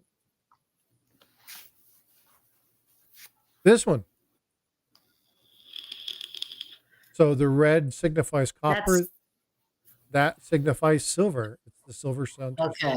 I thought you said it had a nickel set core. Well, they have there's a penny, and we'll get I'll have to break out here and get to the pennies where they get into here. Okay, this is where you have the 12%. This is the metallurgical Yeah, breakdown. that's not that's not a core. That's an alloy. No, no, no, no, no. I know it's the alloy, but I'm just saying Yeah. Oh, this is the core. This is the one that has the core. that's not an alloy. Um, I think it's an alloy. it not from what they said. The Oh, I document. know what you mean. It's got the little plug. I know what you mean. It has the little plug. So, but Yes, it's it has the little plug. yeah. So, Okay. I know what you mean. but I didn't know that. I was like, I didn't even know Mhm. they had a freaking cent that had Yeah, I silver know in it. what you mean now. The But yeah, little like I plug. said, there's a lot of cool stuff here. This is really cool. I didn't never know this. I didn't know we ever minted a coin with holes in it. Oh, those were pattern coins The ring when we had cents. the copper shortage. Yep, right before the Flying Eagle. Yeah, it's cool stuff. Yes. Those were just proposed pattern coins for when they were dinking around with the different types of metal compositions and Yep. yeah, So, but pretty here's where cool. you talk about, um, right? Like here's the few Yeah, years where that's you have this makeup. those are the copper nickel, Yep. right? And this is where Yeah. you have the bronze ones. But I don't think they're bronze. Bronze is copper and tin with But other. that's It where can have 1864 to 1909. That's where the bronze came in. Those are the that bronze. it can have other alloys in it, but it has to be copper and tin to be bronze with other alloys mixed in. I think if it's copper nickel, it's copper nickel. It's So called Cooper nickel. here's what if you guys ever use A this. copper nickel alloy is Cooper nickel, right? Yeah. So when you look Yeah. here, okay. So when you look at this, I want you guys to look at this one right here. I'll zoom this in. But here's what we're looking at. You're looking at zinc and tin. Okay. Right. So when you come over here, you're going to see zinc and tin. Yes, Yeah. that is what our bronze before we and I think in 62 they took out the tin and it just became brass. Our coins became brass, I think, copper and zinc. Yes. But before that it was copper, tin and zinc. But what you were talking about, the Indian head cents from 60 to 64 Right or here. Yep. These ones right here. yeah, 59 to 64. Those are Cooper nickel. Those are copper So nickel, they're not nickel. bronze. No, that's what I Yeah, said. not, I did say they were bronze. I said the huh? ones following were bronze. I thought you said they were bronze with copper and nickel because Oh, you maybe I couldn't think did. of Maybe the I spoke name. incorrectly. Maybe I spoke incorrectly. I was, Yeah. in my head was like going, I'm like, wait a minute, what? What is going on here? It's very Got likelihood that I very spoke incorrectly. confused. It Yeah. wasn't what I meant. Um, I, And then the Flying Eagle between, like, was it 56? Half of 56 was copper, and then they went to copper nickel, or was it 57? I don't remember. But 57 was when the flying cent changed. The 56 is 57. copper. So I Yeah. went half of 57 Yeah. And I was think it was like copper right and at the half very was. beginning. Yeah, bronze is copper, tin, and zinc. It can be so it can be copper, tin, and any other metal like nickel or zinc, or I think there's several different that can be mixed in to make it bronze.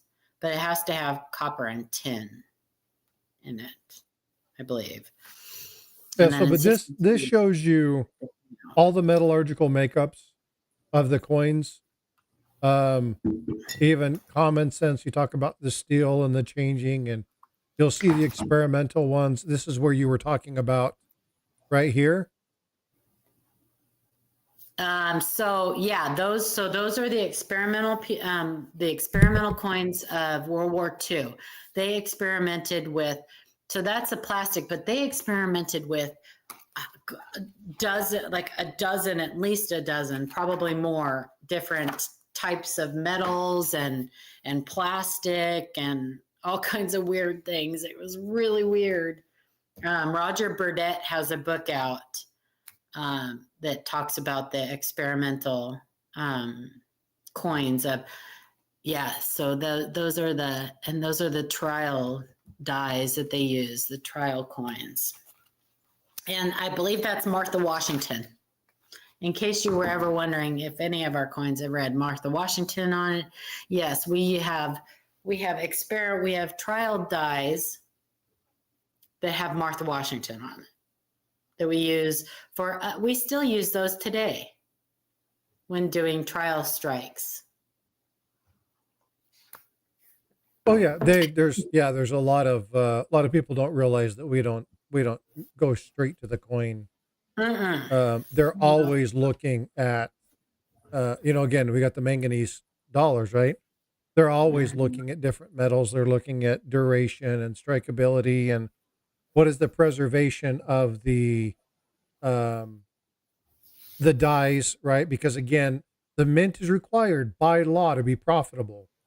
So if they can reduce the cost in the metal and they can reduce the cost in the dies that are there. Hey, Silverman's 92, good to see you. Thanks for coming in to chat. Robert Bruce, what's up, bud? I haven't called out a lot of people today. I apologize. I've had a lot of different resources open, so I apologize if I've missed you. But there's a big push for the mint. It's a requirement, like a legal requirement for them to be profitable. And so, a lot of people get really upset with the increased prices. Don't buy from the mint, wait a year and then buy it secondhand. Most likely it's going to be reduced in price anyway. But again, it is a requirement. So if you wonder why they increase their prices or while they're looking at doing this kind of stuff, it is a legal requirement of them to be profitable. So just understand that is law. Okay. So.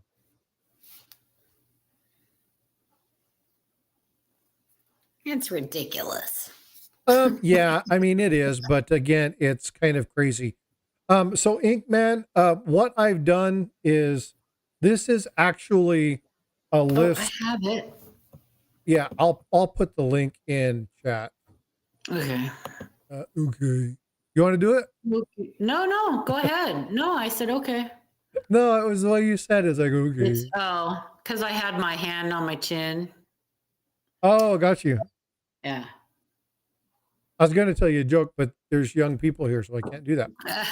So here is the PDF. Okay. If you're in the portrait mode, this vertical direction, then you're going to have to copy that link and then paste it in. But I will put them in the descriptions. So they should be in the description. So you should be able to see that. So if I come over to, come to the channel and go to, whoops. I hate it when it jumps. If you go over to the description down here, you'll see the links that are associated with it. I'm not sure the PDF is there because I wanted to make sure I had the PDF, but they're there. I'll make sure that this one gets updated. Matter of fact, I can do this now, but I'm not going to do that there.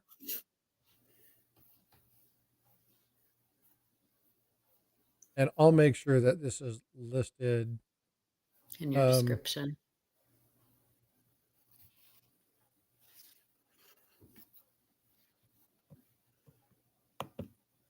Okay, so that's added. I'm going to add that. That is going to be in the landscape mode. And if you'll give me just a minute, I'll do it in the portrait mode and we'll make sure that that's taken care of.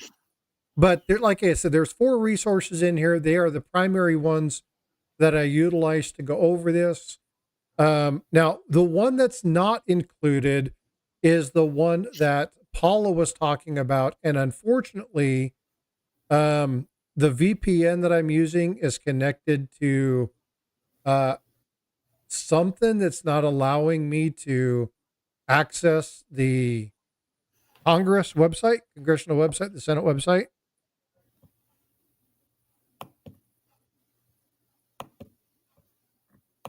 We paste that. Okay, so those are both been updated. So now you'll see that link. The PDF is in there. You're able to click on that link and get that PDF now. It's a really cool resource. I love this particular thing. And you can download it and utilize it whenever you want and kind of go through and see the general time frames, metallurgical makeup and stuff. It's cool. But Cool. yeah, again, it's cool stuff. I think it is. So I need to go through and I need to change my VPN to US base.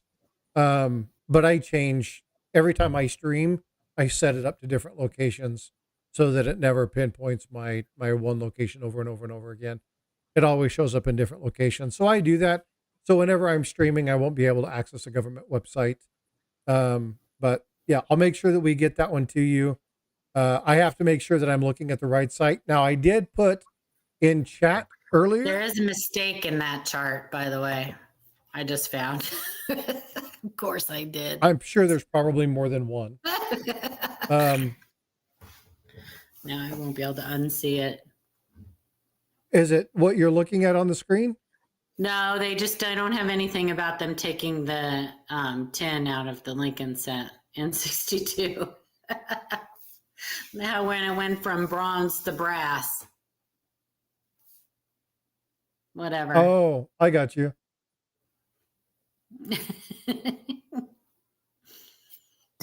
I got you. Yeah. Hey, how many of the aluminum cents were done? That's another type coin. How many of those were done? Depends on who you ask. It depends on who you ask. Okay. What do you know? Let's see. Let me see if they've got, let's see, 1934. Vote for Pedro. Frostbyte is currently streaming from Safe House number 422. Oh, too much fun. For mintage. They probably don't have a mintage. They don't have a mintage. So. Okay. I really hope you guys have enjoyed this. Hey, what's up, Sorcerer Stan? Good to see you. I really hope you guys have enjoyed this. Again, this is, I was about to say customer requested, but subscriber requested information.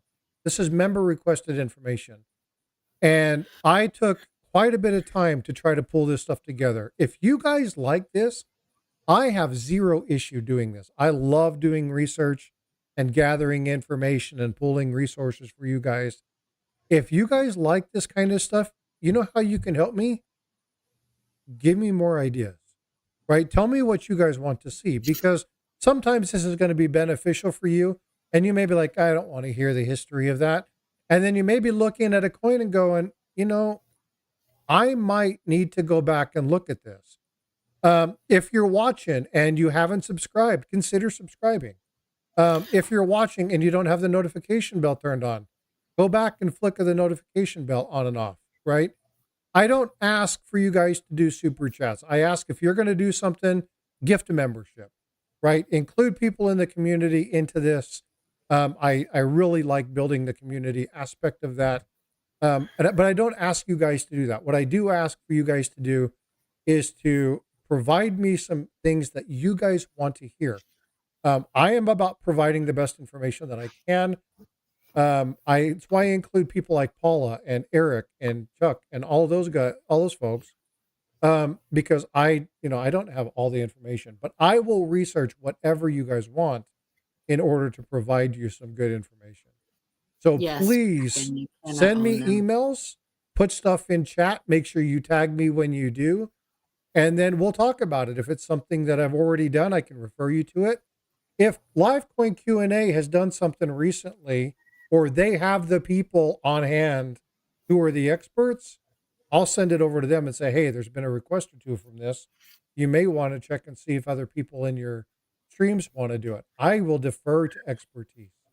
So again, if you guys like learning about this stuff, the history, the breakouts, you want to know something about a specific subset of coins or whatnot, then, show me that you want to see that. Let me know that you want to see that. Show me the appreciation by, giving me a thumbs up or subscribing to the channel. That's what I want. Okay. PCGS says on the aluminum 1974 aluminum cent that anywhere between 16 and 40 trial strikes, presentation pieces or whatever were made. They 14 are accounted for because they were ordered to destroyed, but there are 14 that are accounted for. There's probably one in the Smithsonian. Yeah, I don't know, but they were originally they were supposed to mint 1.5 million of them, but the vending machine companies had a fit, so that was kiboshed.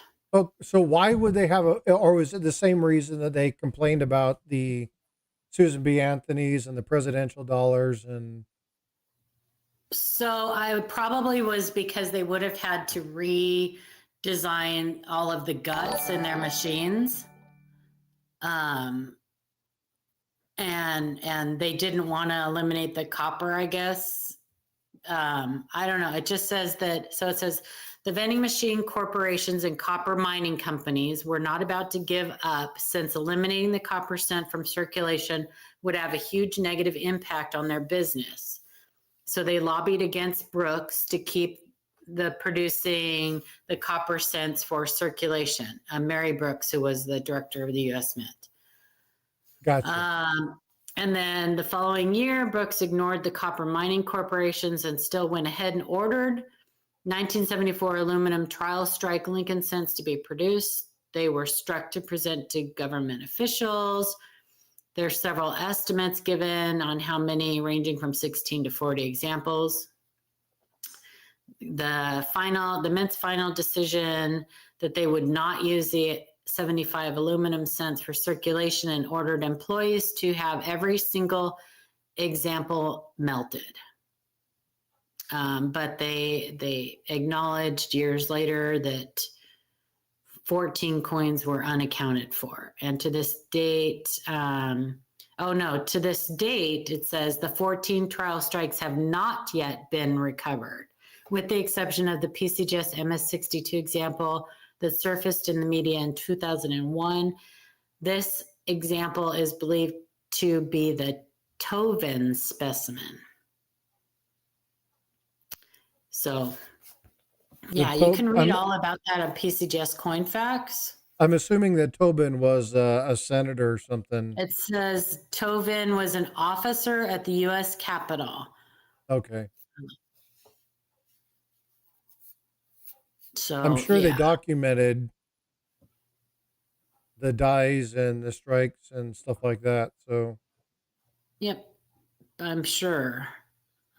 Mary Brooks, former director, described. And folks, what's funny about stuff like this is when people see coins that look different or weird, if they don't know anything about coins, there's a very high likelihood that one of these could be in a landfill somewhere or completely rotted away by now. Because a lot of people, I mean, how many coins have you had that was like, well, that looks weird, and just not even thought about it? Yeah. So it'd be really curious to see some of these. What I really would like to be able to track down and find. I think it'd be fun. There's no way to do it, but would be the story of the 1890 or the 1894 S dimes, the ones that the senator gave to his daughter as a gift, and she went and bought ice cream with him. Oh Lord. Yeah, there were only a few Just of them. so you guys know, if you find a silver colored 1974, 1975 Lincoln cent, unless it weighs 0.94 grams, it's just plated. So if you think about that, our cents now weigh 2.5 grams, and think about how light they are. And our copper cents weighed 3.11. So think about how light a 0.93 or 0.94 gram cent would be. Oh yeah, Robert, that's a true story. Yeah, it's an amazing story. What is it? The one about the is it the 1894 S time? It's one of those. I can't remember off the top of my head, but yeah, that's an amazing story. Um, she heard the ice cream truck and ran outside and bought ice cream with basically like, 2 of 5 dimes that were ever made or something crazy. Yeah, fun stories. I love that kind of stuff. I'm the storyteller. I like the stories and the hordes. Anybody who's ever watched my channel knows that. You said it was But 1894? I think it's 1894. Robert, you're in chat. Enter the date for me, please. I know Robert Sorry, knows. I have to look it up. 1894 Barber dime, Yes. right? Yeah. Um, Ooh. well, there's a bunch of 1894 Barber dimes. Is it a No, it's one of those. Hold on just a sec. Oh, I just tweaked my shoulder. I tore my rotator cuff and I moved it the wrong way and I just Oh my gosh. That mm, sucks. I yeah. have I have like bursitis in one of my shoulders and I get a shot every like twice a year. Yeah, So it is the and that's painful. 1894S. 1894S, 1894S, 18. I don't see anything about an 1894S. Maybe that's why. Yep.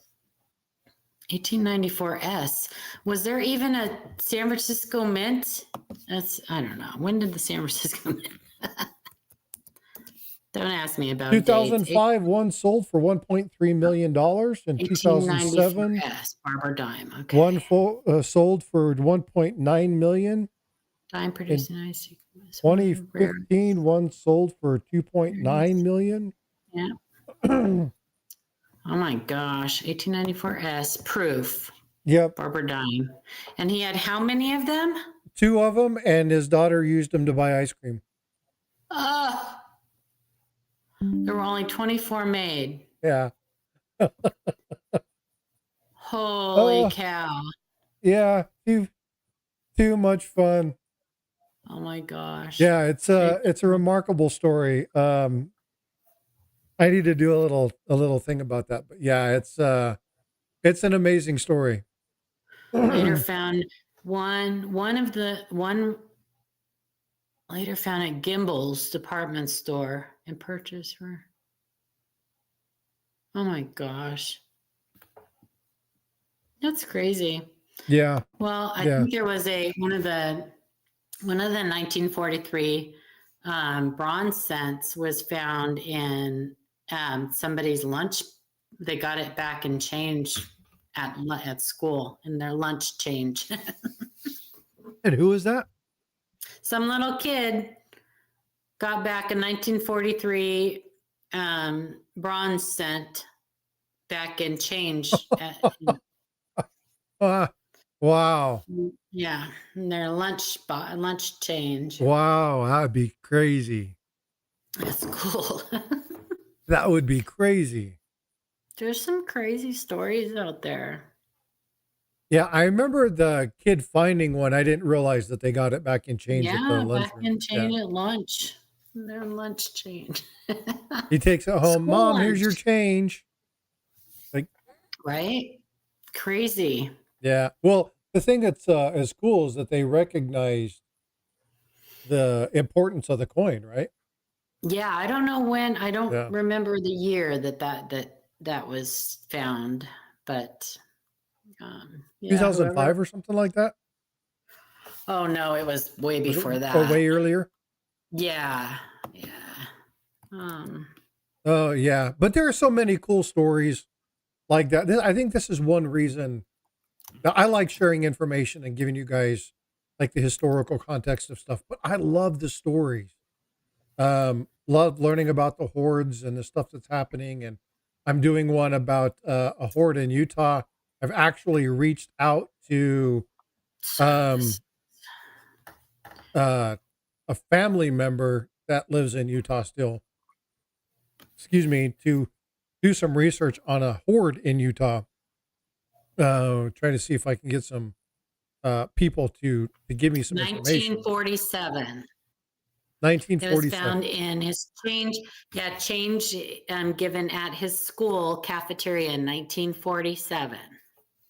and it ended up selling in 2019, I think, for $1.7 million. That's just unreal. His family, after he passed away, so he kept it all those years. And when he passed away, I guess his family sold it for $1.7 million. Unreal. Fun stuff.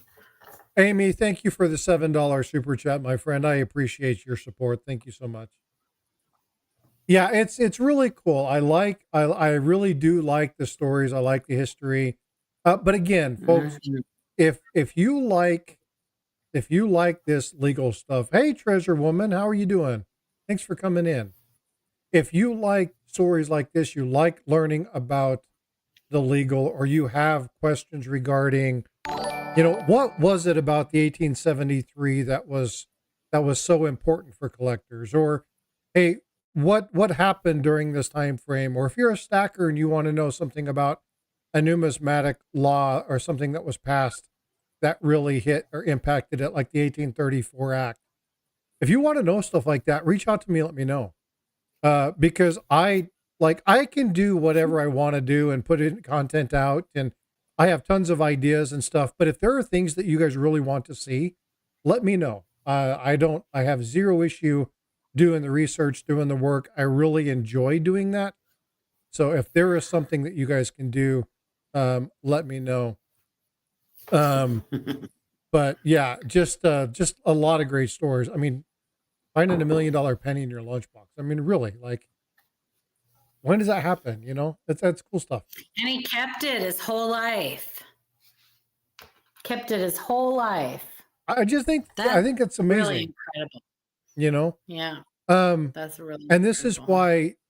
why. And I talk about this. I remember Paula when my friends, he used to be the Surgeon General of the Air Force, called me and said, "Hey, bud, I know you know a little bit about coins. I was going through my dad's old armory locker. He had passed away, and he had a bunch of coins. I don't know if they're worth anything. Would you mind coming over and looking?" The first thing that went through my mind is I'm going to see a 5-gallon bucket full of nickels and pennies and quarters, right? Because that's the first. Because I've had people call me and say, "Hey, Frosty, I got this coin collection," and it's like, you've got, 2 5-gallon buckets of change. We can sort through them, but this is what I need you to do, right? Or a bunch of Littleton crap. Well, I've seen that too. Yeah. Or not even Littleton. What's the other one? The Bradford Exchange. Bradford Exchange with the fancy wooden boxes. Yeah, and none of the coins are real. They're all fake. Right. Um, but so I went over to their house Golden and State she sat down and she goes, "Well, I think most of it's silver." And it was like first year Eagles. It was first year Libertads. It was Nice. some seeded stuff. There was some. She had like $150 in Franklin's. Right now, we went through all the Franklins looking for key dates and looking for stuff like that. I spent 8 hours walking through some of this stuff. Got a couple of different coin collectors on the That line. was so much fun. Went through some stuff. I mean, we went through stuff, and so she came back and she goes, "How much is it worth?" I called Keith from Coin Crew. I called Mike from Mid America Coins. Called a couple local shops. Told her to go to her coin shop in North Carolina and ask what they would do. And we took the medium, found a coin shop here in San Antonio. She was coming to San Antonio. Found a coin shop here. Went through everything. Her coin shop offered her $2,200. The coin shop, after we went through everything and kind of laid it all out, she got almost $6,700. So her coin shop was going to, just like, she didn't know. And she went in there saying she didn't know. And so, again, it points to the importance of making sure you want to document information and make sure that things are there and you have the information that needs to be there and so on and so forth. But so anyway, after it was all said and done, right, it was like, holy smokes, like This is really cool. Like a great collection. But her Oh, dad yeah. knew what was going through. Her dad knew what he was doing, and really genuinely, oh, 72. Yeah. 72. You know what? That's what I found yesterday. I wouldn't have known that if it wouldn't have been for the fact that we talked about this earlier. But as Yeah. soon as you had it up, I knew exactly what it was. That's Yeah. beauty. That That's is a like, beauty. that's very clean. So, folks, if you guys can't see this, you need glasses worse than I do. No, but the doubling on this is amazing. So if you'll go back up to the in, yeah, there you go. So right here, folks, okay, if you look at the in, the N, and what you're looking at a lateral shift to the left, and you'll see that, I mean, it's very, very clear. Now, when you're looking for doubled dies, it's important that you understand that it's additive. It doesn't take away from the design. It's additive. Mhm. So you want to explain what you mean by additive, Paula? Yeah, it makes it wider, thicker, bulky, big, Hey, Strider. fatter. Makes it fatter. Malcolm wants Uh, to know if that's gives FS 108. 103, Malcolm. 103. Jackalope says, "Here's my address." That's actually going to This was an Amanda. I had like saw the date right away and I'm like, oh, this is gonna be a good one. But the coin is just clean and is nice. Hey, Strider, what's up, bud? Things okay? Yeah. So yeah, it's a nice one. Yeah, that is a beauty. Yeah. That is good looking. Fun Congratulations on the stuff. find. That now, what's fun about that? Honestly, what's fun about that is you found it live, I did. I know. right? I was so And excited. that is really cool. And it's, when you're going through and you're cracking stuff open and you're looking at stuff and yeah, you find something, you find something, you find something, yeah, find something, and then all of a sudden, bam! It's Yeah. like the one with Chuck when Chuck found that one. He was like, "Whoa!" Yeah, I Yeah. found quite a few RPMs, which was nice on the 61Ds. There's Amanda. Of course it's yours, Amanda. They're your rolls. Why Uh, wouldn't it be yours? Amanda, if you don't want it, you know what you can do? You can turn around and send it right back to her and say happy birthday. No. No, that is, thanks for coming in, Amanda. It's good to see you. Yeah, she's Honest to God, that's a hell of a find. That is really it was cool. fun. That is It cool. was a lot of fun. Like I was shocked because I just don't have that luck. And I love to search coins. Don't get me wrong, but I'm going to um, have to go back and see what your reaction was. it was so much fun. It was so much fun. I Yeah. wasn't as excited. Like I didn't get like coin junkie excited. So I didn't fall out of my chair, but I was excited. You Amanda could says, if definitely you tell. send that to me, you're getting it back. I'm not joking. Oh, okay, Amanda. Keep that. That's one of those, it's fun when you buy a coin and you get a Bye, coin like that, Pedro. Have a blessed but day. finding something like, all right, Pedro, take care, brother. Yeah, Hey, that was make sure you get, those characters and send those to me. All right.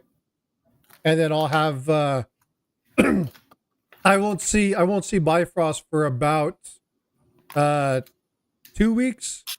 So, I'll have her work on it when she can, but let me know. And I told you what I would do for you. So, please make sure I get those. Okay. Thanks, brother. And you got my number, so you can text me. one of the RPMs that I found. Thanks, brother. I didn't find the D over horizontal, but you can see. I'll turn it so you guys can see the notch in that top of it. Yeah. So for those of you looking, it's right. Oh, but Here, I'll moving it go even a little closer. Our pins can be. There we go. right here. There we go. You can see the top, the little notch at the top. So those are fun. Yeah, it was a lot of fun, but mostly it was just fun getting to hang out with everybody. Yeah, that's really cool. I'm geeked out by that 72. Because that's a hell of a I know, find. me too. There's Me a lot too. of people who've gone through coins and never found something like that. So I am Well, then they really very haven't gone happy through for you. enough. Then they haven't gone through enough. I You will found find stuff. If you go through enough coins, you will find stuff. It's most of it is patience and repetition. one of the coolest things I found was when we were doing that coin hunt. Remember me, you, and Angel and Ida? Oh yeah. And we were going through, and I was putting it up because I was having eye issues at that time. So everything was on the scope just so I could see the coin. I couldn't see the dates. Mm-hmm. And put it up, and it was like, oh, that's a number 2, right? Formative years. Mm-hmm. Flip it over, and I was like, oh my god. Look.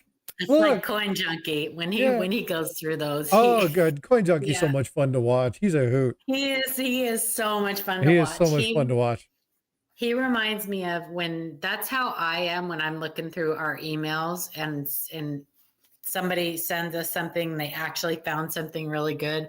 I get so excited. I get more excited for other people than I do for myself, I think. So well, so again, one thing that and I always use him as a reference point because of the amount of coins that he searches. Dirty water, right?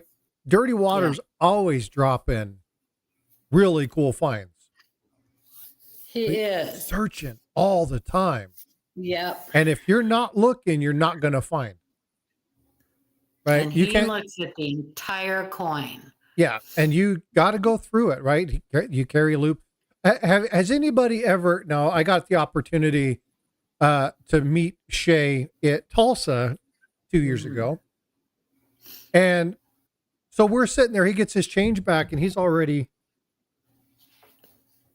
like, I mean, it never went into his pocket. It never got onto the table. It was immediate, right? And he finds all sorts of crazy stuff. Did I tell you that he did that at the casino? Well, that's when we were sitting there. He got, was that when, he got his, he put in a ticket and he got the change back at the casino. He immediately pulled out a loop. Started looking at, I was there. I was sitting with you guys. He is so funny. And I mean, it was as soon as he got it. It wasn't, oh, I'll check this later when I get back to the hotel. It was immediate. He pulled out a loop. He's sitting there. Yeah. And so, but those are the people that find stuff. Those are the people that find the really cool items. So, but yeah, you've got to look in order to find. That's really, really important. All right. Well, folks, any brand recommendations for a loop? Yeah, Paula, tell them which one you have. Oh, I use a cheapie.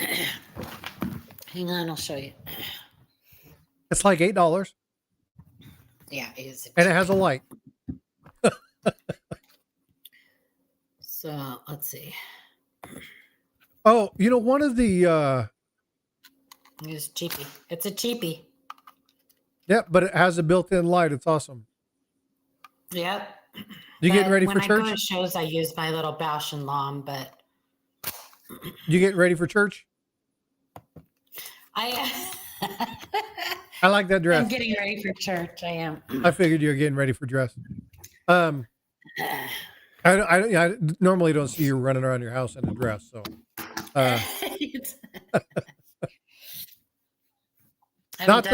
okay. So let me rephrase that. Or my hair yet. So. Let me rephrase that because that sounded just mildly creepy. I'm No not creepy. I'm not frequently looking at Paulette in her house. Okay. So, um, make sure I clarify that a little bit. Yeah. So, a couple things, when you're looking, silver drip stacker, when you're looking for, looking at coins, there are two things that are really important, right? Lighting is number one, right? You want to have good lighting.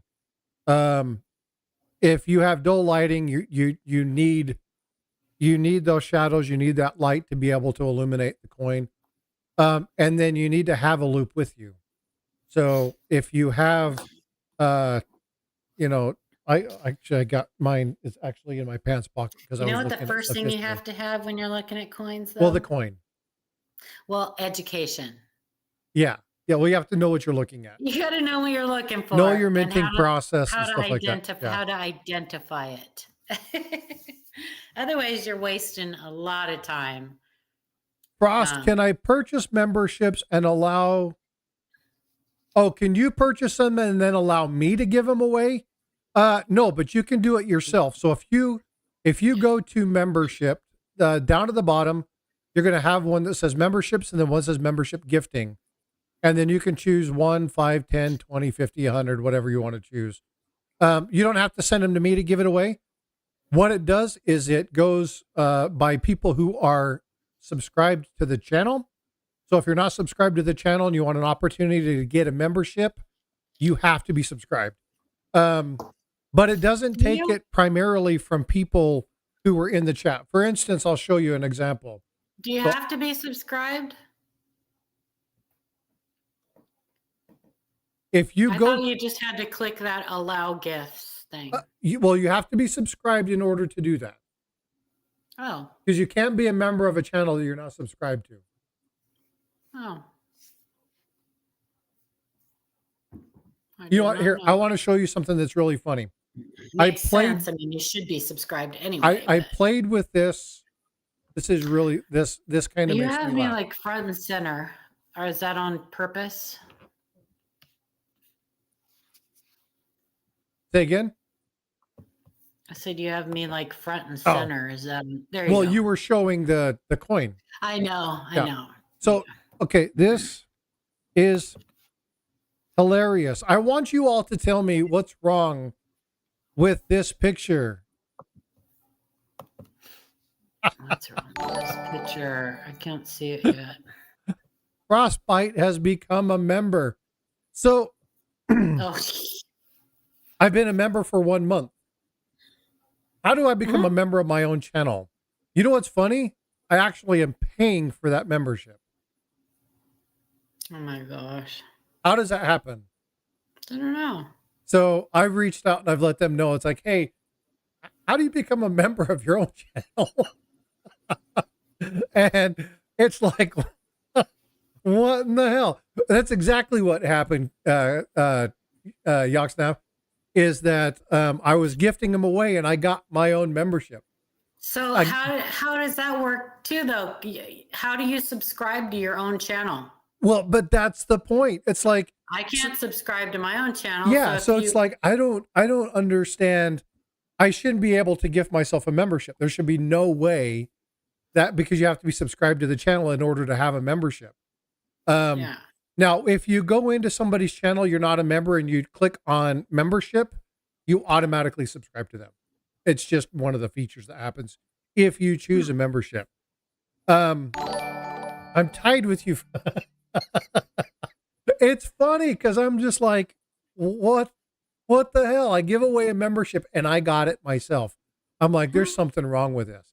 But what should happen, Ross, send me the bill for, oh, dude.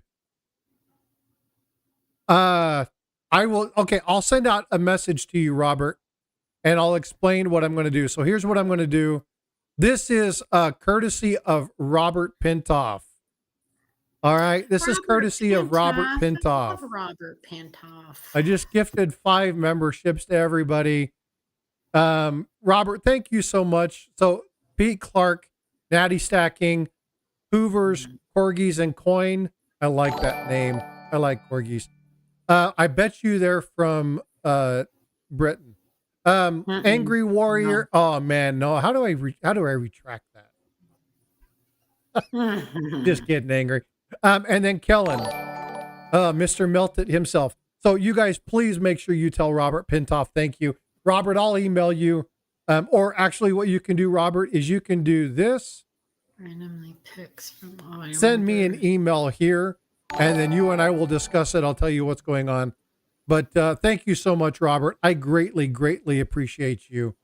Definitely appreciate it. Josh Nav, he comes across and says almost half a year, 5 months. I do appreciate you guys. But again, if you want to do stuff like this, I'm not going to tell you not to super chat me, but that's not what I want you guys to do. I would rather you guys include other people in the community into this, because I am more about building community. I'm more about supporting the membership of people. Kevin Rose, member for 6 months. Thank you so much. I appreciate it. But again, I am more about building community, right? One thing about this hobby that I really enjoy, I really appreciate it. Paula can speak to it. I know that there are people in here, Stacking with Kraken can speak to this.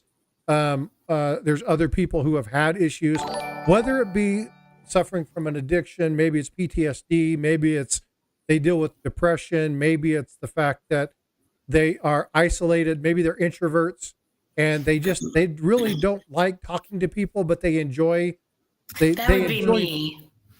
They enjoy being around people, but they don't necessarily enjoy being around people. They like helping people. And I love you to death, Amanda. Okay. Amanda will bend over backwards to help you, but she doesn't necessarily always want to be on camera or talk. She doesn't like you. Okay. She doesn't like me. She doesn't like. Did you hear that? She only likes me. Amanda, did you hear that? She doesn't like me. The truth has been revealed. Okay. So she'll speak to everybody but me. But no, one thing you have to understand. So like Amanda is one of these, Amanda's brilliant, right? She gets this. She knows. Oh man, I think this is a competition. Look, ATS is 7 months. She's pretty smart. We'll keep going up. But the one thing I love about Amanda is Amanda will bend over backwards to help you really understand. She'll dig in, she'll do research for you, she'll put out information. And Amanda has an amazing sense of humor,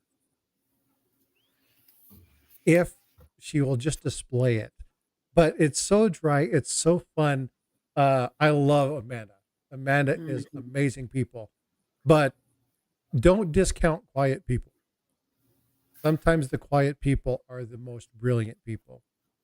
So I have a huge love and respect for Amanda. I hope Amanda knows that. Paula, you know that. Same thing with you. I have a huge admiration and respect for you. You know that, right?